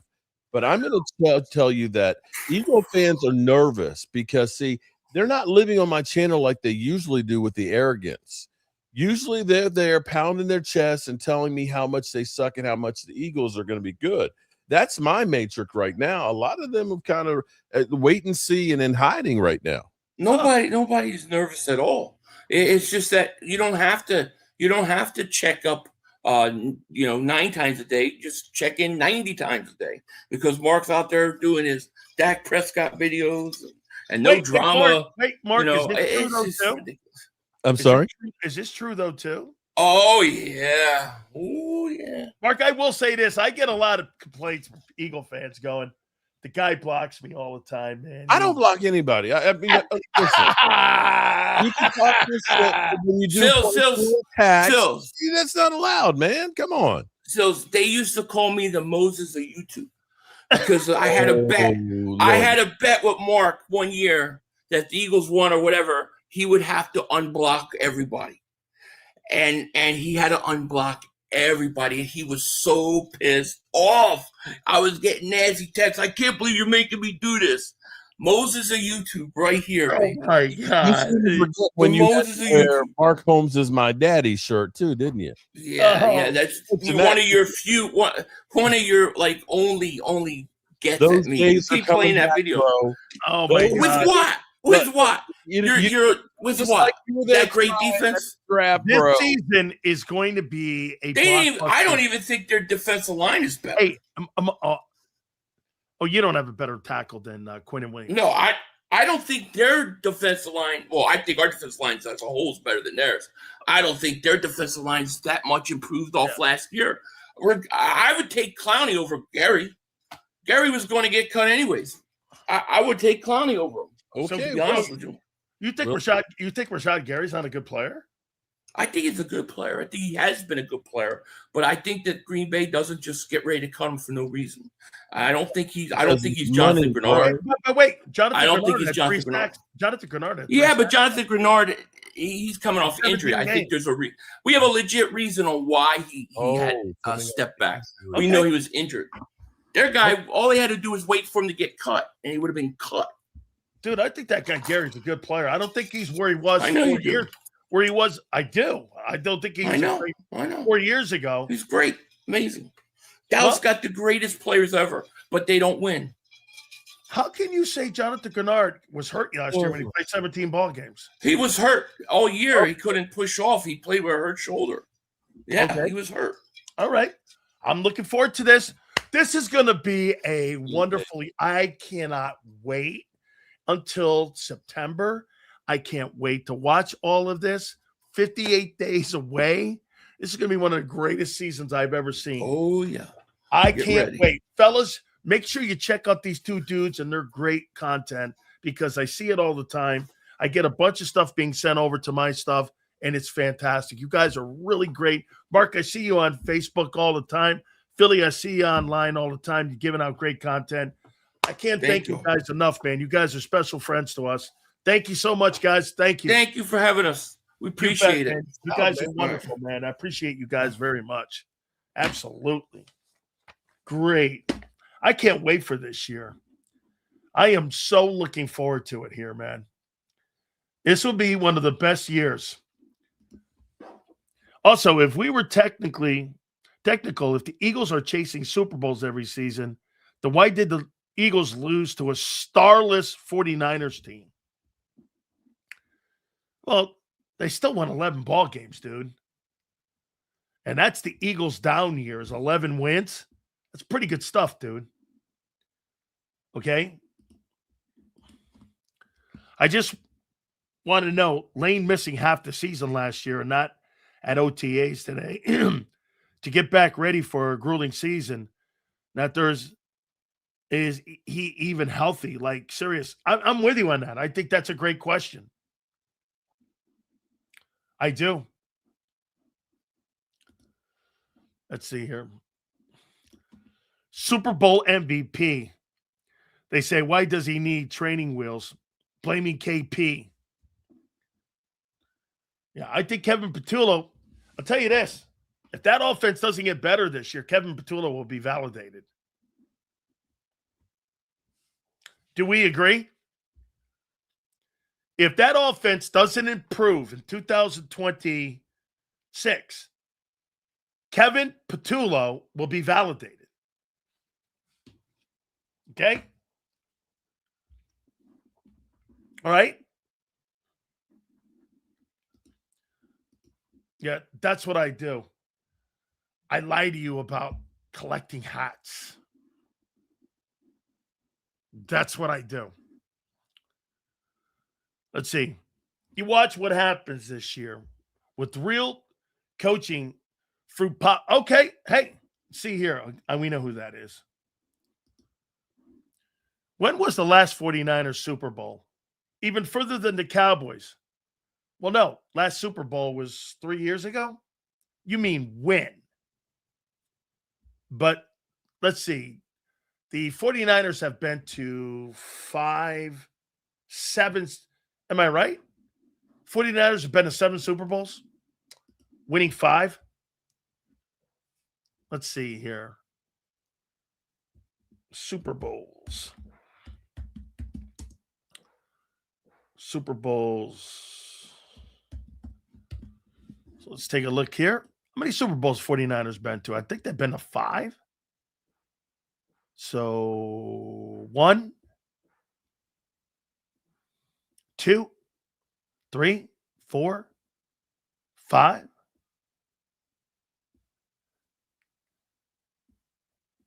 5. See here. 6, 7. 49ers have been to 7, and their last one was 2 years ago. Been to 7 Super Bowls. I mean, I don't know. Sills, the offense doesn't really have to do a lot to improve. Remember, Sills, the Eagles were the shittiest offense in football last year.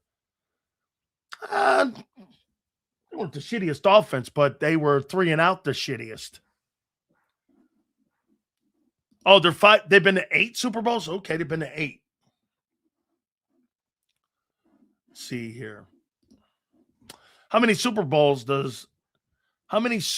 Josh Allen been to in 9 years? Great quarterback, can do it all. He's been to none. And he's superior. I guarantee you, Allen will be probably third best quarterback this year. Maybe behind Stafford and Mahomes. They probably won't put Mahomes up there, but Allen will be up there probably third.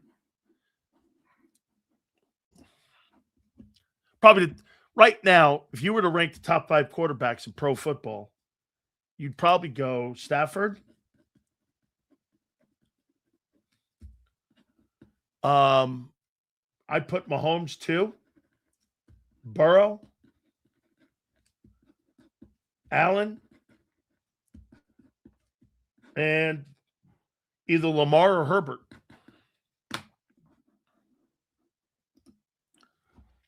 '49ers have made 8 Super Bowl appearances in franchise history, posting a 5-3 record. Their most recent was Super Bowl in 2024. Correct. 49ers have 2 of the greatest players ever, and another one who is one of the best. Of course, they won more. Well, the 49ers have the greatest offensive player in the history of the league, in Jerry Rice. They also have the greatest quarterback who's ever played in Montana. And they have one of the greatest coaches in the history of the league, in Bill Walsh. And I would put this out there. They probably have one of the greatest owners of all time, in Edward J. DeBartolo. I've seen 3 Super Bowl wins, and it's more than any Eagle, and it's been 30 years. Okay, well, the 49ers have been to the Super Bowls in the 80s, the 90s, 2000s, and the 2010s.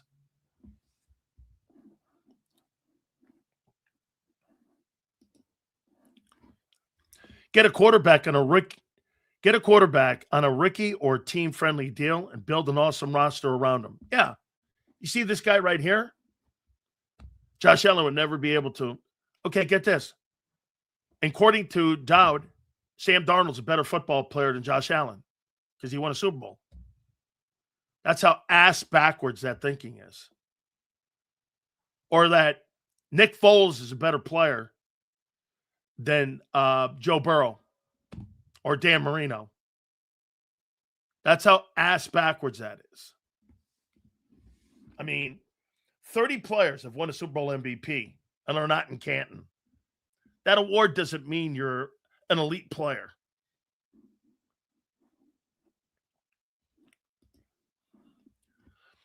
Eagles early 2000s only getting to one Super Bowl and losing it was disappointing chapter in Eagle history. Yeah, it was an organization at the time. They went to 5 NFC championship games and they went to 1 Super Bowl. That was very disappointing in the McNabb era. Okay? How many Super Bowls Josh Allen has been to in 9 years? Doesn't really matter. He's still better than your guy.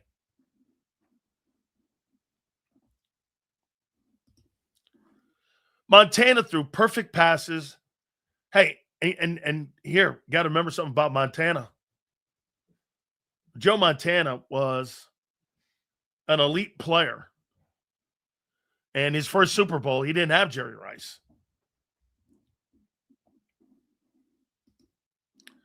Foles has multiple NFL records. He won a Super Bowl more than his team. So that doesn't make Nick Foles a better player than Dan Marino. Are you crazy? So Nick Foles now is a better quarterback than Dan Marino. Okay. There's no debating this. See what he said? He just said it doesn't matter that Josh Allen has ever been to a Super Bowl just as long as he's better than Hurts. I never said that just as long as he's better than Hurts. I said he's better than Hurts no matter what you say. He doesn't have a guy like Howie Roseman. He's got Brandon Beane. Bro, it matters where you play. That's like saying that anybody could go to the Jets and win. That's not the case. Dude, there's no debating these kind of people. There's not even worthy going to it. Eli Manning won 2 Super Bowls, but Dan Marino was much better than Eli. Yeah, but not to these guys. So let me ask you this. Is Eli Manning better than Jalen Hurts? If you had to pick a quarterback to win a football game, would you take Eli or would you take Manning? Eli's got 2 Super Bowl wins and Super Bowl MVPs. Eli's better then, right? According to you, Jalenites. Is that correct? Eli's better, right? I got it. So, Eli's better, correct, than Jalen Hurts. Eli Manning's a better player. Wait a minute. Eli's got 2 Super Bowl MVPs. You guess so? I'd take Jalen Hurts over Eli. I'd take Eli. I'd take Jalen Hurts over Eli. But according to you guys, Eli's better because he got 2 Super Bowl MVPs. I got it. Okay. Got it now. Eli's a better player than your guy, even though he's 117 as a quarterback. I got it. No. I don't give a shit what he's has given me. His brother Peyton 20 times over. Wait a minute. Eli Manning won more with his respected team than what Peyton did. Yeah, it's facts. It's a dumbass logic. So even the Jalenites now have to admit Eli's better because he got 2 Super Bowls. Okay. How's that taste? And by the way, I don't think that. But to your logic, because he got Super Bowls. Okay. Eli's better than Jalen now because he's got Super Bowls. Josh Allen's never been to one. Right, Walt? Hey, Foles won a Super Bowl. Yeah, but he hasn't been to 2 like, okay. Speak of Peyton, why? I don't have to go there. I only have to go to Eli.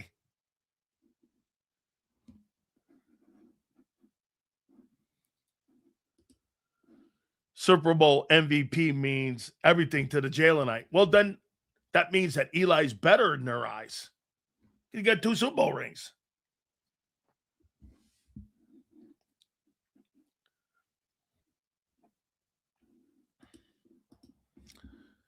Bradshaw is different. You know what made Terry great? Okay?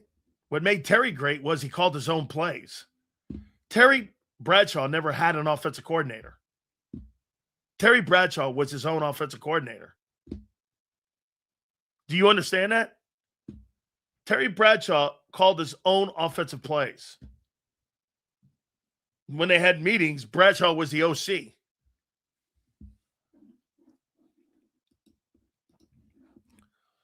No one believes that, Sills.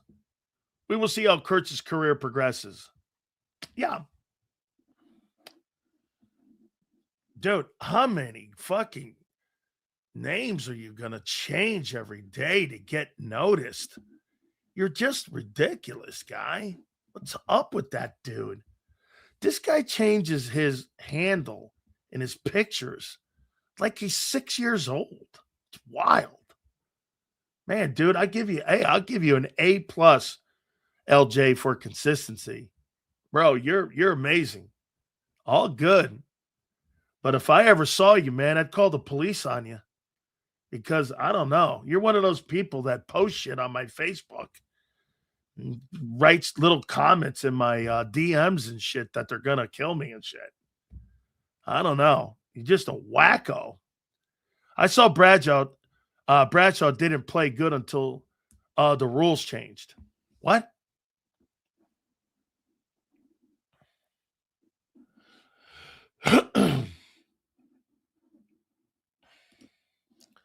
She's just out of curiosity. Did you get my super? Let me go back. Sig, I want to make sure we got it. You're really good. By the way, Sig, I saw you over on my X account asking me about that ridiculous burner thing. Bro, I you know what I'm doing right after this? I'm going to sit in my chair, my comfortable chair. I'm going to have a Corona, and I'm going to have a meal a little bit later on and enjoy my life because I work 7 hours a day. To have a burner account, bro? You think I sit around here on my computer all day? That's not what that is. There, Sig. Here it is. Is this the Chris Sims that wanted defenses to go head hunting in Hurts and try to kill him?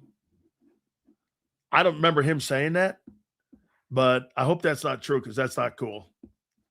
Head hunting? Yeah, I don't believe in that. Bradshaw had 2 stud wide receivers.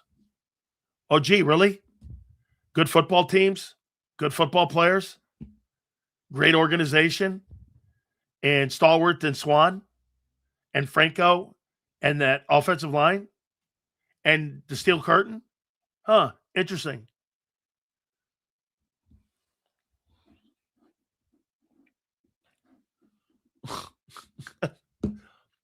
I'm not sure what you're talking about, but okay. Thanks, Crowley. I'm really not. Let me see. Is that it? Oh, I see what people are saying over here. Oh, yeah, and this guy starts here, and this guy posted something racist. And now people are – get this, what people are doing. So get this. So he can post his pathetic racist thoughts on social media without getting fired, you idiot. This is what people are saying. This guy, 4 Hertz, is posting racist things. And the Eagle fans, not all, some are saying that this is me. And they're trying to attach me to a guy that I have nothing to do with. You will stoop to anything. That's freaking crazy. I mean, so even though I have nothing to do with it, people are now trying to tie a post on my X account to me, and I have nothing to do with it, so that they could say it's Sileo being racist about Hurts. Boy, you guys are really wild. I mean, crazy.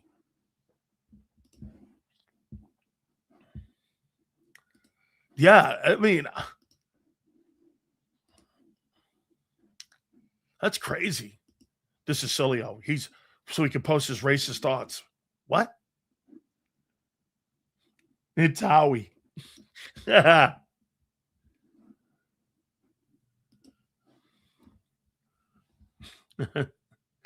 spelling is too perfect to be Sills. Thank you, Sig. Peterson is delusional in denial. I will say that. And Sills plucks my fucking nerves. Thank you. I'll come in here and give you shit when I disagree, but I'm a racist is not what I have you done for, bro. Thank you. What have you down for, bro? Thank you very much, Preston. Yeah, it's stupid. Sig fact, Sue, then idiots. Dude, I just realized what they're talking about now. I'll tell you exactly who it is. What's that guy that I used to have on the program? That Lord Brunson guy? Guarantee you that's who that is. He'll do anything.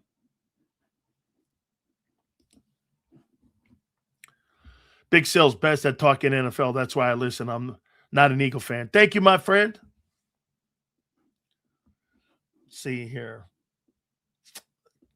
Got to get away from this one guy. To bust some balls in the chat is one thing, but to go out of your way to try and ruin people.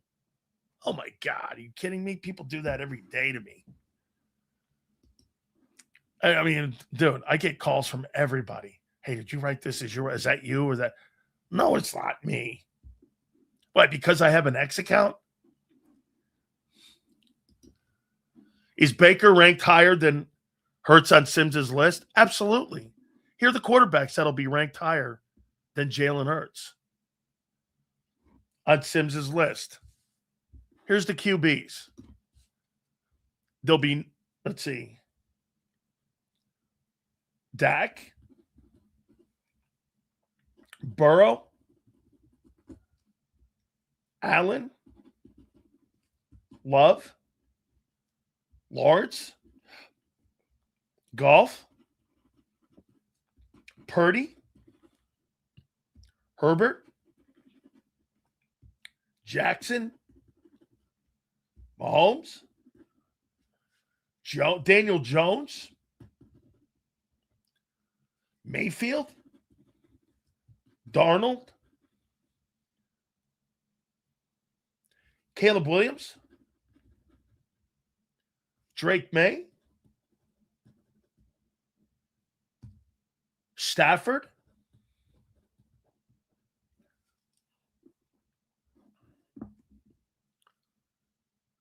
anybody crazy. Bo Nix. They got Bo Nix ranked ahead of him. That's probably the craziest one. Will be Bo Nix is ranked ahead of him. Drake May, Jaden Daniels. That's what'll be ranked ahead of him.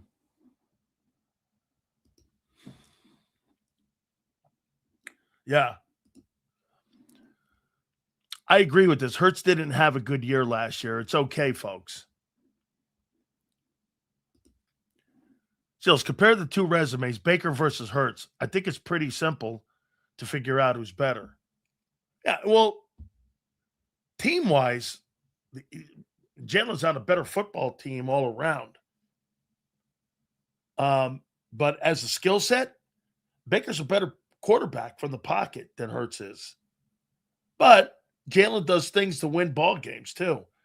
I think Baker Mayfield is too reckless. I would take Jalen Hurts over Baker Mayfield because Mayfield's reckless. Style of play, I'm not paying that guy $55 million.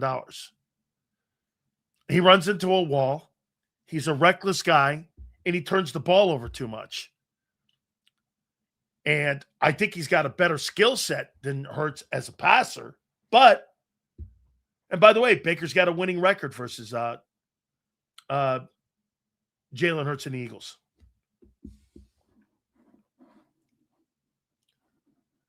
See, I don't get why he gets flack because he has a competent GM. He doesn't get flack. It's facts. If you think facts are flack in an owner that doesn't mind paying his guys, that's not flack. It's reality. Let's pay some bills here. Hey, my great friends at Morgan & Morgan, the number one injury law firm in all of America for a reason. And it is because they win. Folks, told you about the family in Pennsylvania that was initially offered $650K. They got nearly $30 million in settlement. Or the family in Florida got $350,000. They got nearly $12 million in settlement. Folks, if you're ever injured, my friends at Morgan & Morgan are going to defend you and your family like you've never seen before. This is why this company was built, to defend Americans. Go to forthepeople.com/big sales or pound law 529. That's forthepeople.com/big sales or pound law 529. Do me a favor. You tell them Big Sales sent you. There's a reason Detective Johnson is the gossip king. Oh, did you hear? Jackie and Tom are getting a divorce? Mm-hmm. Sad. Well, I heard that Ashley had work done on her face? Yeah, oof. Just like there's a reason Morgan & Morgan is America's largest injury law firm. Injured? With over $25 billion recovered for our clients, there's a reason to go big. Bathroom? Okay. Morgan & Morgan, America's largest injury law firm. Oh, okay. Ignite your nights with free live entertainment daily, only at Live Casino and Hotel Philadelphia's Center Bar. 7 days a week, enjoy some of the region's top party bands, performers, and DJs as they take the stage in the heart of the casino action. Great cocktails, live music, and lively moments. It's all happening at Center Bar at Live Casino and Hotel Philadelphia. Visit livecasinophilly.com for more details and the complete list of upcoming events. Must be 21 or older. Gambling problem? Call 1-800-GAMBLER. This is Eric. When he got injured in a car accident, he called Morgan & Morgan. He not only gets a lawyer, he gets trial lawyers like Sam and Jessica, who are in it to win it. He gets his own investigators with briefcases, leather ones. And if you ever have questions, our customer service folks keep things rolling. Injured? We're your army. Morgan & Morgan, America's largest injury law firm. Welcome to the Jet Setters and the High Rollers, to the Shot Takers and the Tastemakers. Welcome to the Viewfinders, the Thrill Seekers, and the Night Owls. Welcome to everything you could possibly want on one 5-mile island. Welcome to the Wildwoods. Book your stay today. In our hometown, we all look out for each other. We go the extra mile to lend a helping hand. Thank you. We step up to keep our communities going strong. And at Independence Blue Cross, we're here to keep you going strong. We've been deeply rooted in our communities for more than 85 years. And that connection to members has earned us our spot as the #1 health insurer in the region. So while you look out for your neighbors, know IBX is always looking out for you.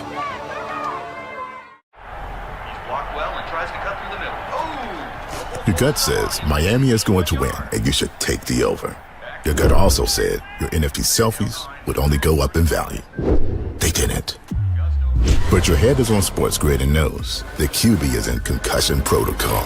The backup has a 45 QBR against the zone coverage. The New York D has the most sacks in the league. So yeah, trust your head. It's smarter to be on Sports Grid. EAGLES. Eagles.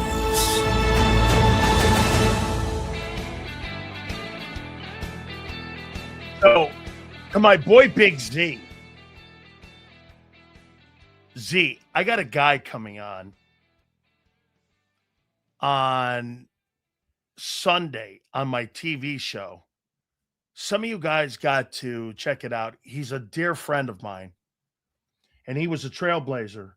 He's the first black goaltender to win a Stanley Cup, and he won 4 of them with the Edmonton Oilers. And wait till you hear Grant Fuhr's story. He's truly one of the greatest goaltenders in history. He's got like world championship gold medals. He's got a gold medal. He's just one of the greatest of all time. And he's on Sunday. And this guy won 4 Stanley Cups. And he was just a spectacular. He played with Gretzky and Messier and Coffey and all them dudes, man. And Esa. He's one of the greatest to ever play. So that'll be Sunday, I believe 12:30 Eastern time, that you got to check him out. He's truly one of the greatest to ever played. Just phenomenal. Mayfield is a better quarterback than Hurts. That's not what I said. I said that Baker Mayfield was a more talented pocket passer. Hurts is probably a better quarterback, though, because at the end of the day, Jalen doesn't make mistakes like him. Baker Mayfield will turn the football over. Mayfield is a more skilled player. Okay? But he's the and he runs himself into trouble too much. Legendary stories. He partied in the glory days. He can't wait to hear that. Met Grant years ago at an old timers charity game. He was so nice to me as a kid that day. One of the greatest people of all time is Grant Fuhrer. I played in his golf tournament a few times. He's just such a great guy, man. And I mean, I love the dude.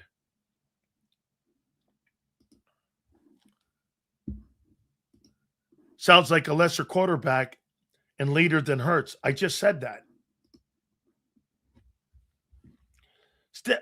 Steven, since when is Baker better than Hurts, who has a Super Bowl behind their name? That means nothing in talent.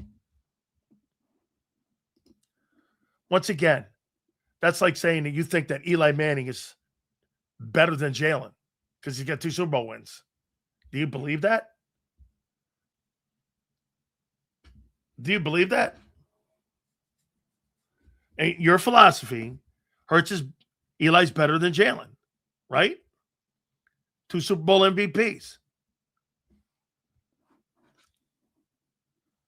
Right, Sean? Right? Eli's better than Jalen. Or no, that only works when you want to apply it.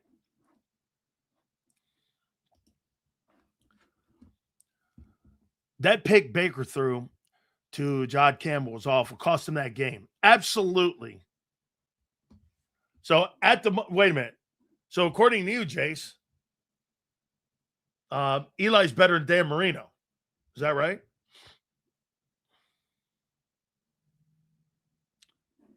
Oh, wait a minute. Here's a better one, Jace.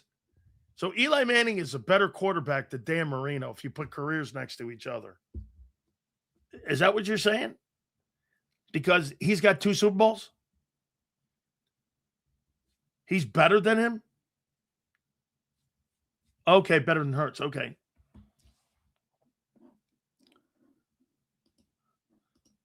I don't believe Eli Manning is a better quarterback as a skill than Dak Prescott. I do not.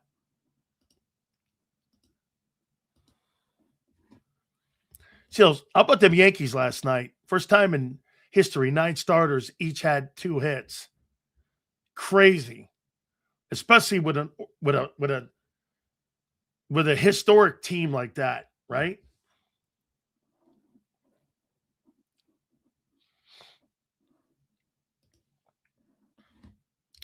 I'm strictly saying at this moment, Eli's better than Hurts. All right, Jason, do you think that Jalen Hurts will have a better career than Russell Wilson?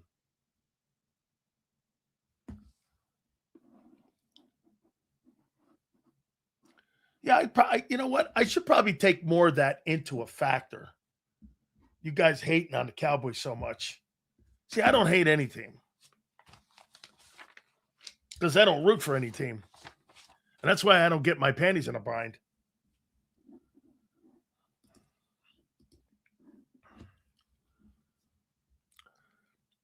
Sales, not sure if you touched on this yesterday, but Dart situation and Carter is immature. Yeah, I mean, Jackson Dart has every right to introduce the president of the United States. And if I were Abdul Carter, I'd show up to practice and meetings on time before I start talking shit to teammates. What have you done, guy? And what has Dart done too? Dart's just he's not a celebrity yet. The hell has he done? I see Dart more in a blue tent than I do anywhere else. He hasn't proven shit yet. I don't see him as a star quarterback in this league. He's out there acting like a movie star. I mean, hey, dude, you want to have that kind of scrutiny at you when you do something like that? You better have some cement for a foundation to stand on, because right now that guy has both of those players have no foundation to stand on shit.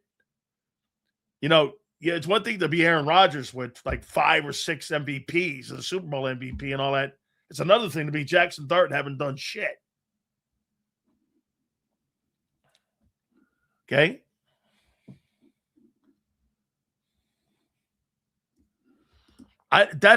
Get this. I'll take the guy who's late over the guy who makes himself a puppet for fascism. That's such a fucked up take. That's so dumb.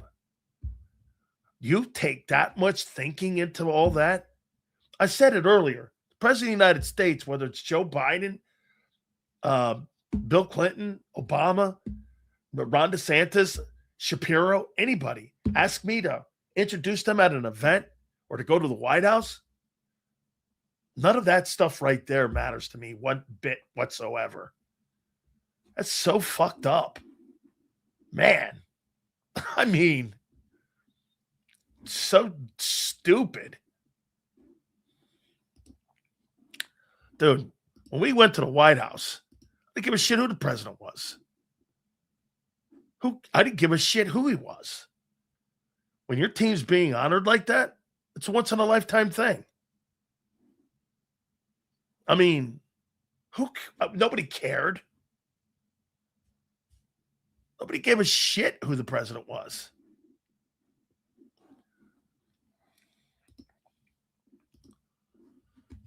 Man, I'm like this, no political talking in my locker room. Well, that wouldn't be true. In our locker room, like with Jerome Brown and all them guys, we talked all that. However, there were Jews, Baptists, Catholics, Muslims, Republicans, Democrats, with one objective. That was to win games. At the end of the day, it came down to winning games. And you learn from one another. Hey, I don't believe in that. Hey, I believe in that. That's pretty cool. I didn't know that. That's how you learn from each other. Different cultures, you learn from it. You don't repel yourself from it. Sounds stupid. I mean, I think it's clear got in deep back in the day, so they got leverage this time. Yeah, but see, I don't really care about that. I don't care about any of that stuff. The President of the United States, and he was Joe Biden, asked me to introduce him at an event. I would do it. Meet one of the guys who's the presidents of the United States of America. There's only been 47 of them. I'm good. I don't know what you guys, you like overthink everything. I don't think. Yeah, like some of you guys think I got a burner account. I'm like, I don't think that deep. Hey, Governor Shapiro wants you to, he wants you to introduce him at an event. Sure. Governor of Pennsylvania? Absolutely great. Governor of Florida, Ron DeSantis? Absolutely great. No problem.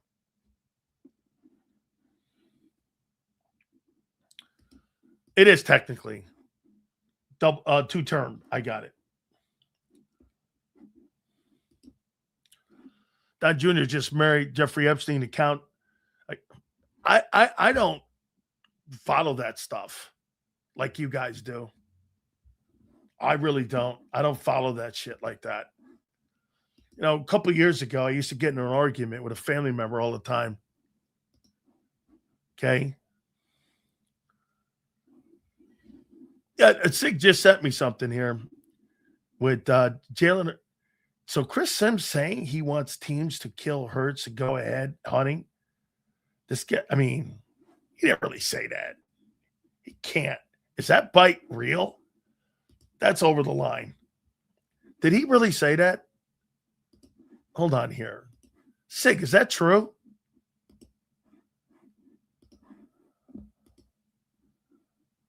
Hold on.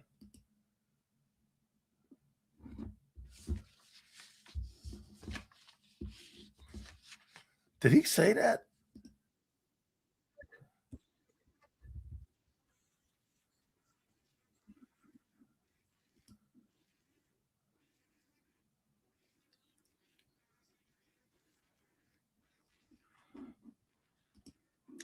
I don't really think he meant what you think he's saying, like kill the quarterback. I think he meant hit the quarterback hard.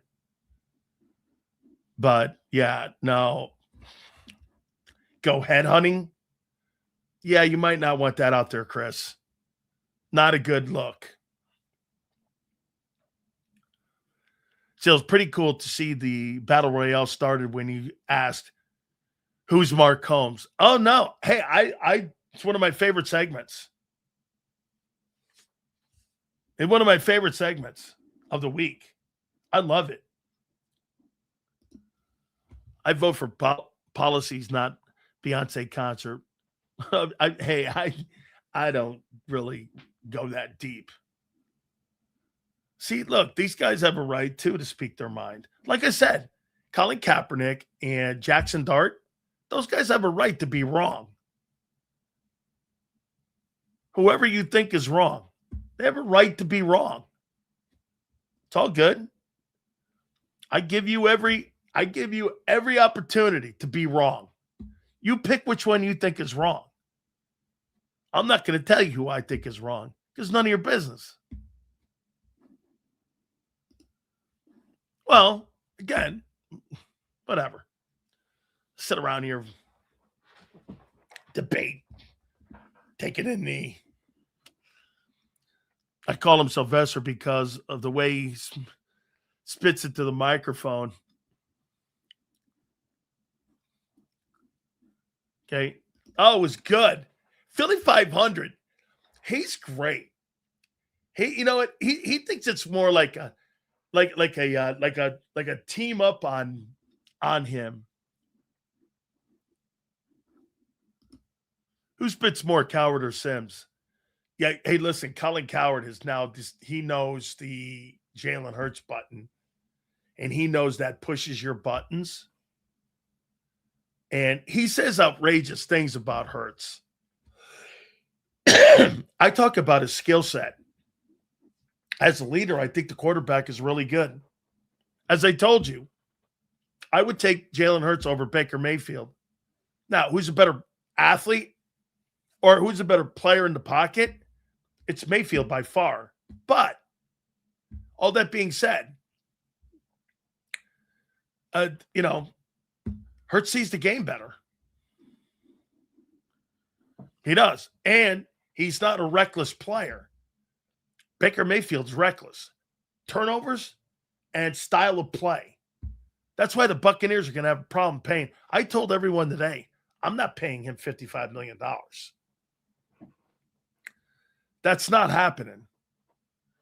I have no interest in paying that guy 55 when I just watched Sam Darnold win a Super Bowl making 30. Not doing any of that. I mean, that makes no sense.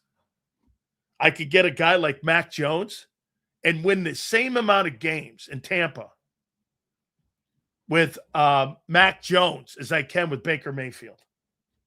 And I believe that.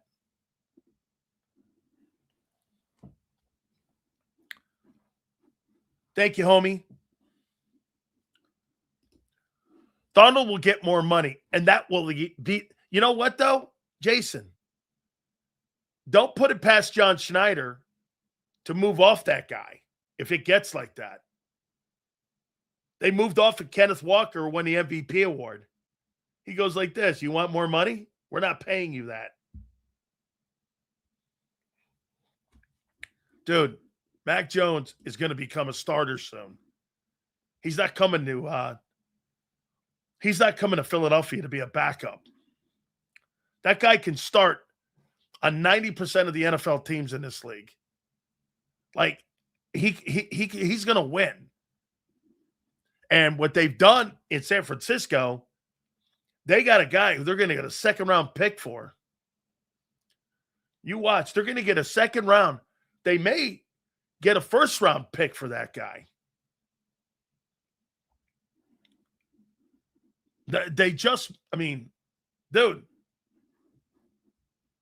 he's going to get a lot of love, especially being there with Kyle Shanahan. Brock Purdy shits the bed one more time with injuries. You could see the 49ers shipping, hey, my 49er guys in here, don't be shocked if this happens. If Brock Purdy gets hurt again, I wouldn't be shocked if the 49ers traded Brock Purdy and elevated Mac Jones to starter. I mean, yeah. I'll tell you what. If Aaron Rodgers goes down, I could see the Pittsburgh Steelers making a trade. If I was the Minnesota Vikings, I would have made a trade with San Francisco to try to get that guy. So, yeah, I mean, he's going to make a lot of money. All right, my great friends at Morgan & Morgan, the #1 injury law firm in all of America. Folks, they started this company over 25 years ago because John's brother got hurt on the job. And it became a crusade for Ultima and John Morgan when his brother got paralyzed on the job. It's a true story. This is how Morgan & Morgan started. There is no firm in the world like it. With their attorneys coast to coast, we got a great one in Philadelphia too. Clancy runs the firm in Philadelphia. I got to tell you, if you're ever injured, there is no firm that will take better care of you than Morgan & Morgan. Do me a favor. Go to forthepeople.com/Big Sills or Pound Law 529. That's forthepeople.com/Big Sills or Pound Law 529. And do me a favor. You tell them Big Sills sent you. Yeah! There's a reason the Karate Master was the #1 salesman in the lumber department.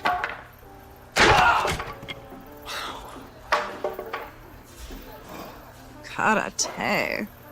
Just like there's a reason Morgan & Morgan is America's largest injury law firm. Injured? With over $25 billion recovered for our clients, there's a reason to go big. Morgan & Morgan, America's largest injury law firm.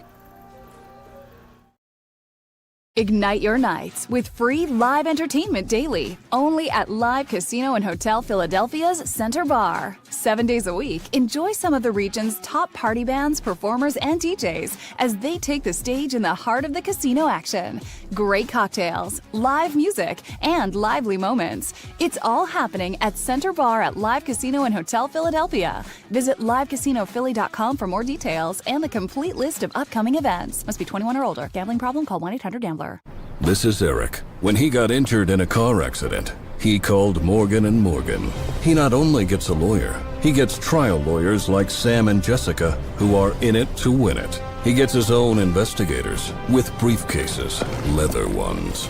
And if you ever have questions, our customer service folks keep things rolling. Injured? We're your army. Morgan & Morgan, America's largest injury law firm. Welcome to the Jet Setters and the High Rollers, to the Shot Takers and the Tastemakers.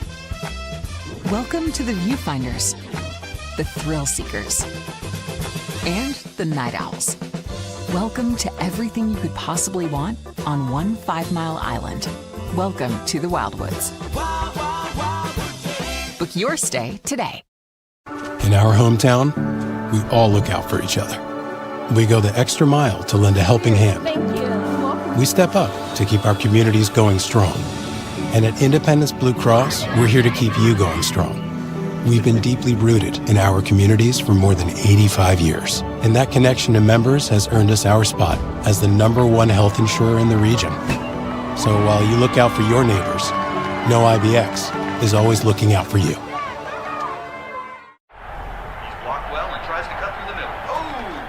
Your gut says Miami is going to win, and you should take the over. Your gut also said your NFT selfies would only go up in value. They didn't. But your head is on Sports Grid and knows that QB is in concussion protocol. The backup has a 45 QBR against the zone coverage. The New York D has the most sacks in the league. So yeah, trust your head. It's smarter to be on Sports Grid. EAGLES.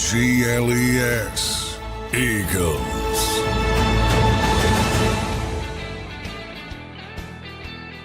Reyes, you too, bro. All of you. Thank you very much for coming aboard. Please hit that like button on the way out the door. We are going to be 57 days until training camp. And by the way, the A.J. Brown news is going to start picking up even more so because I believe, if I'm not mistaken, the first is Sunday. Wow. Could A.J. Brown be traded Monday morning? That's how close we're getting to this. Have a great one. We'll see you 2 to 6 tomorrow. We'll catch you on the flip side.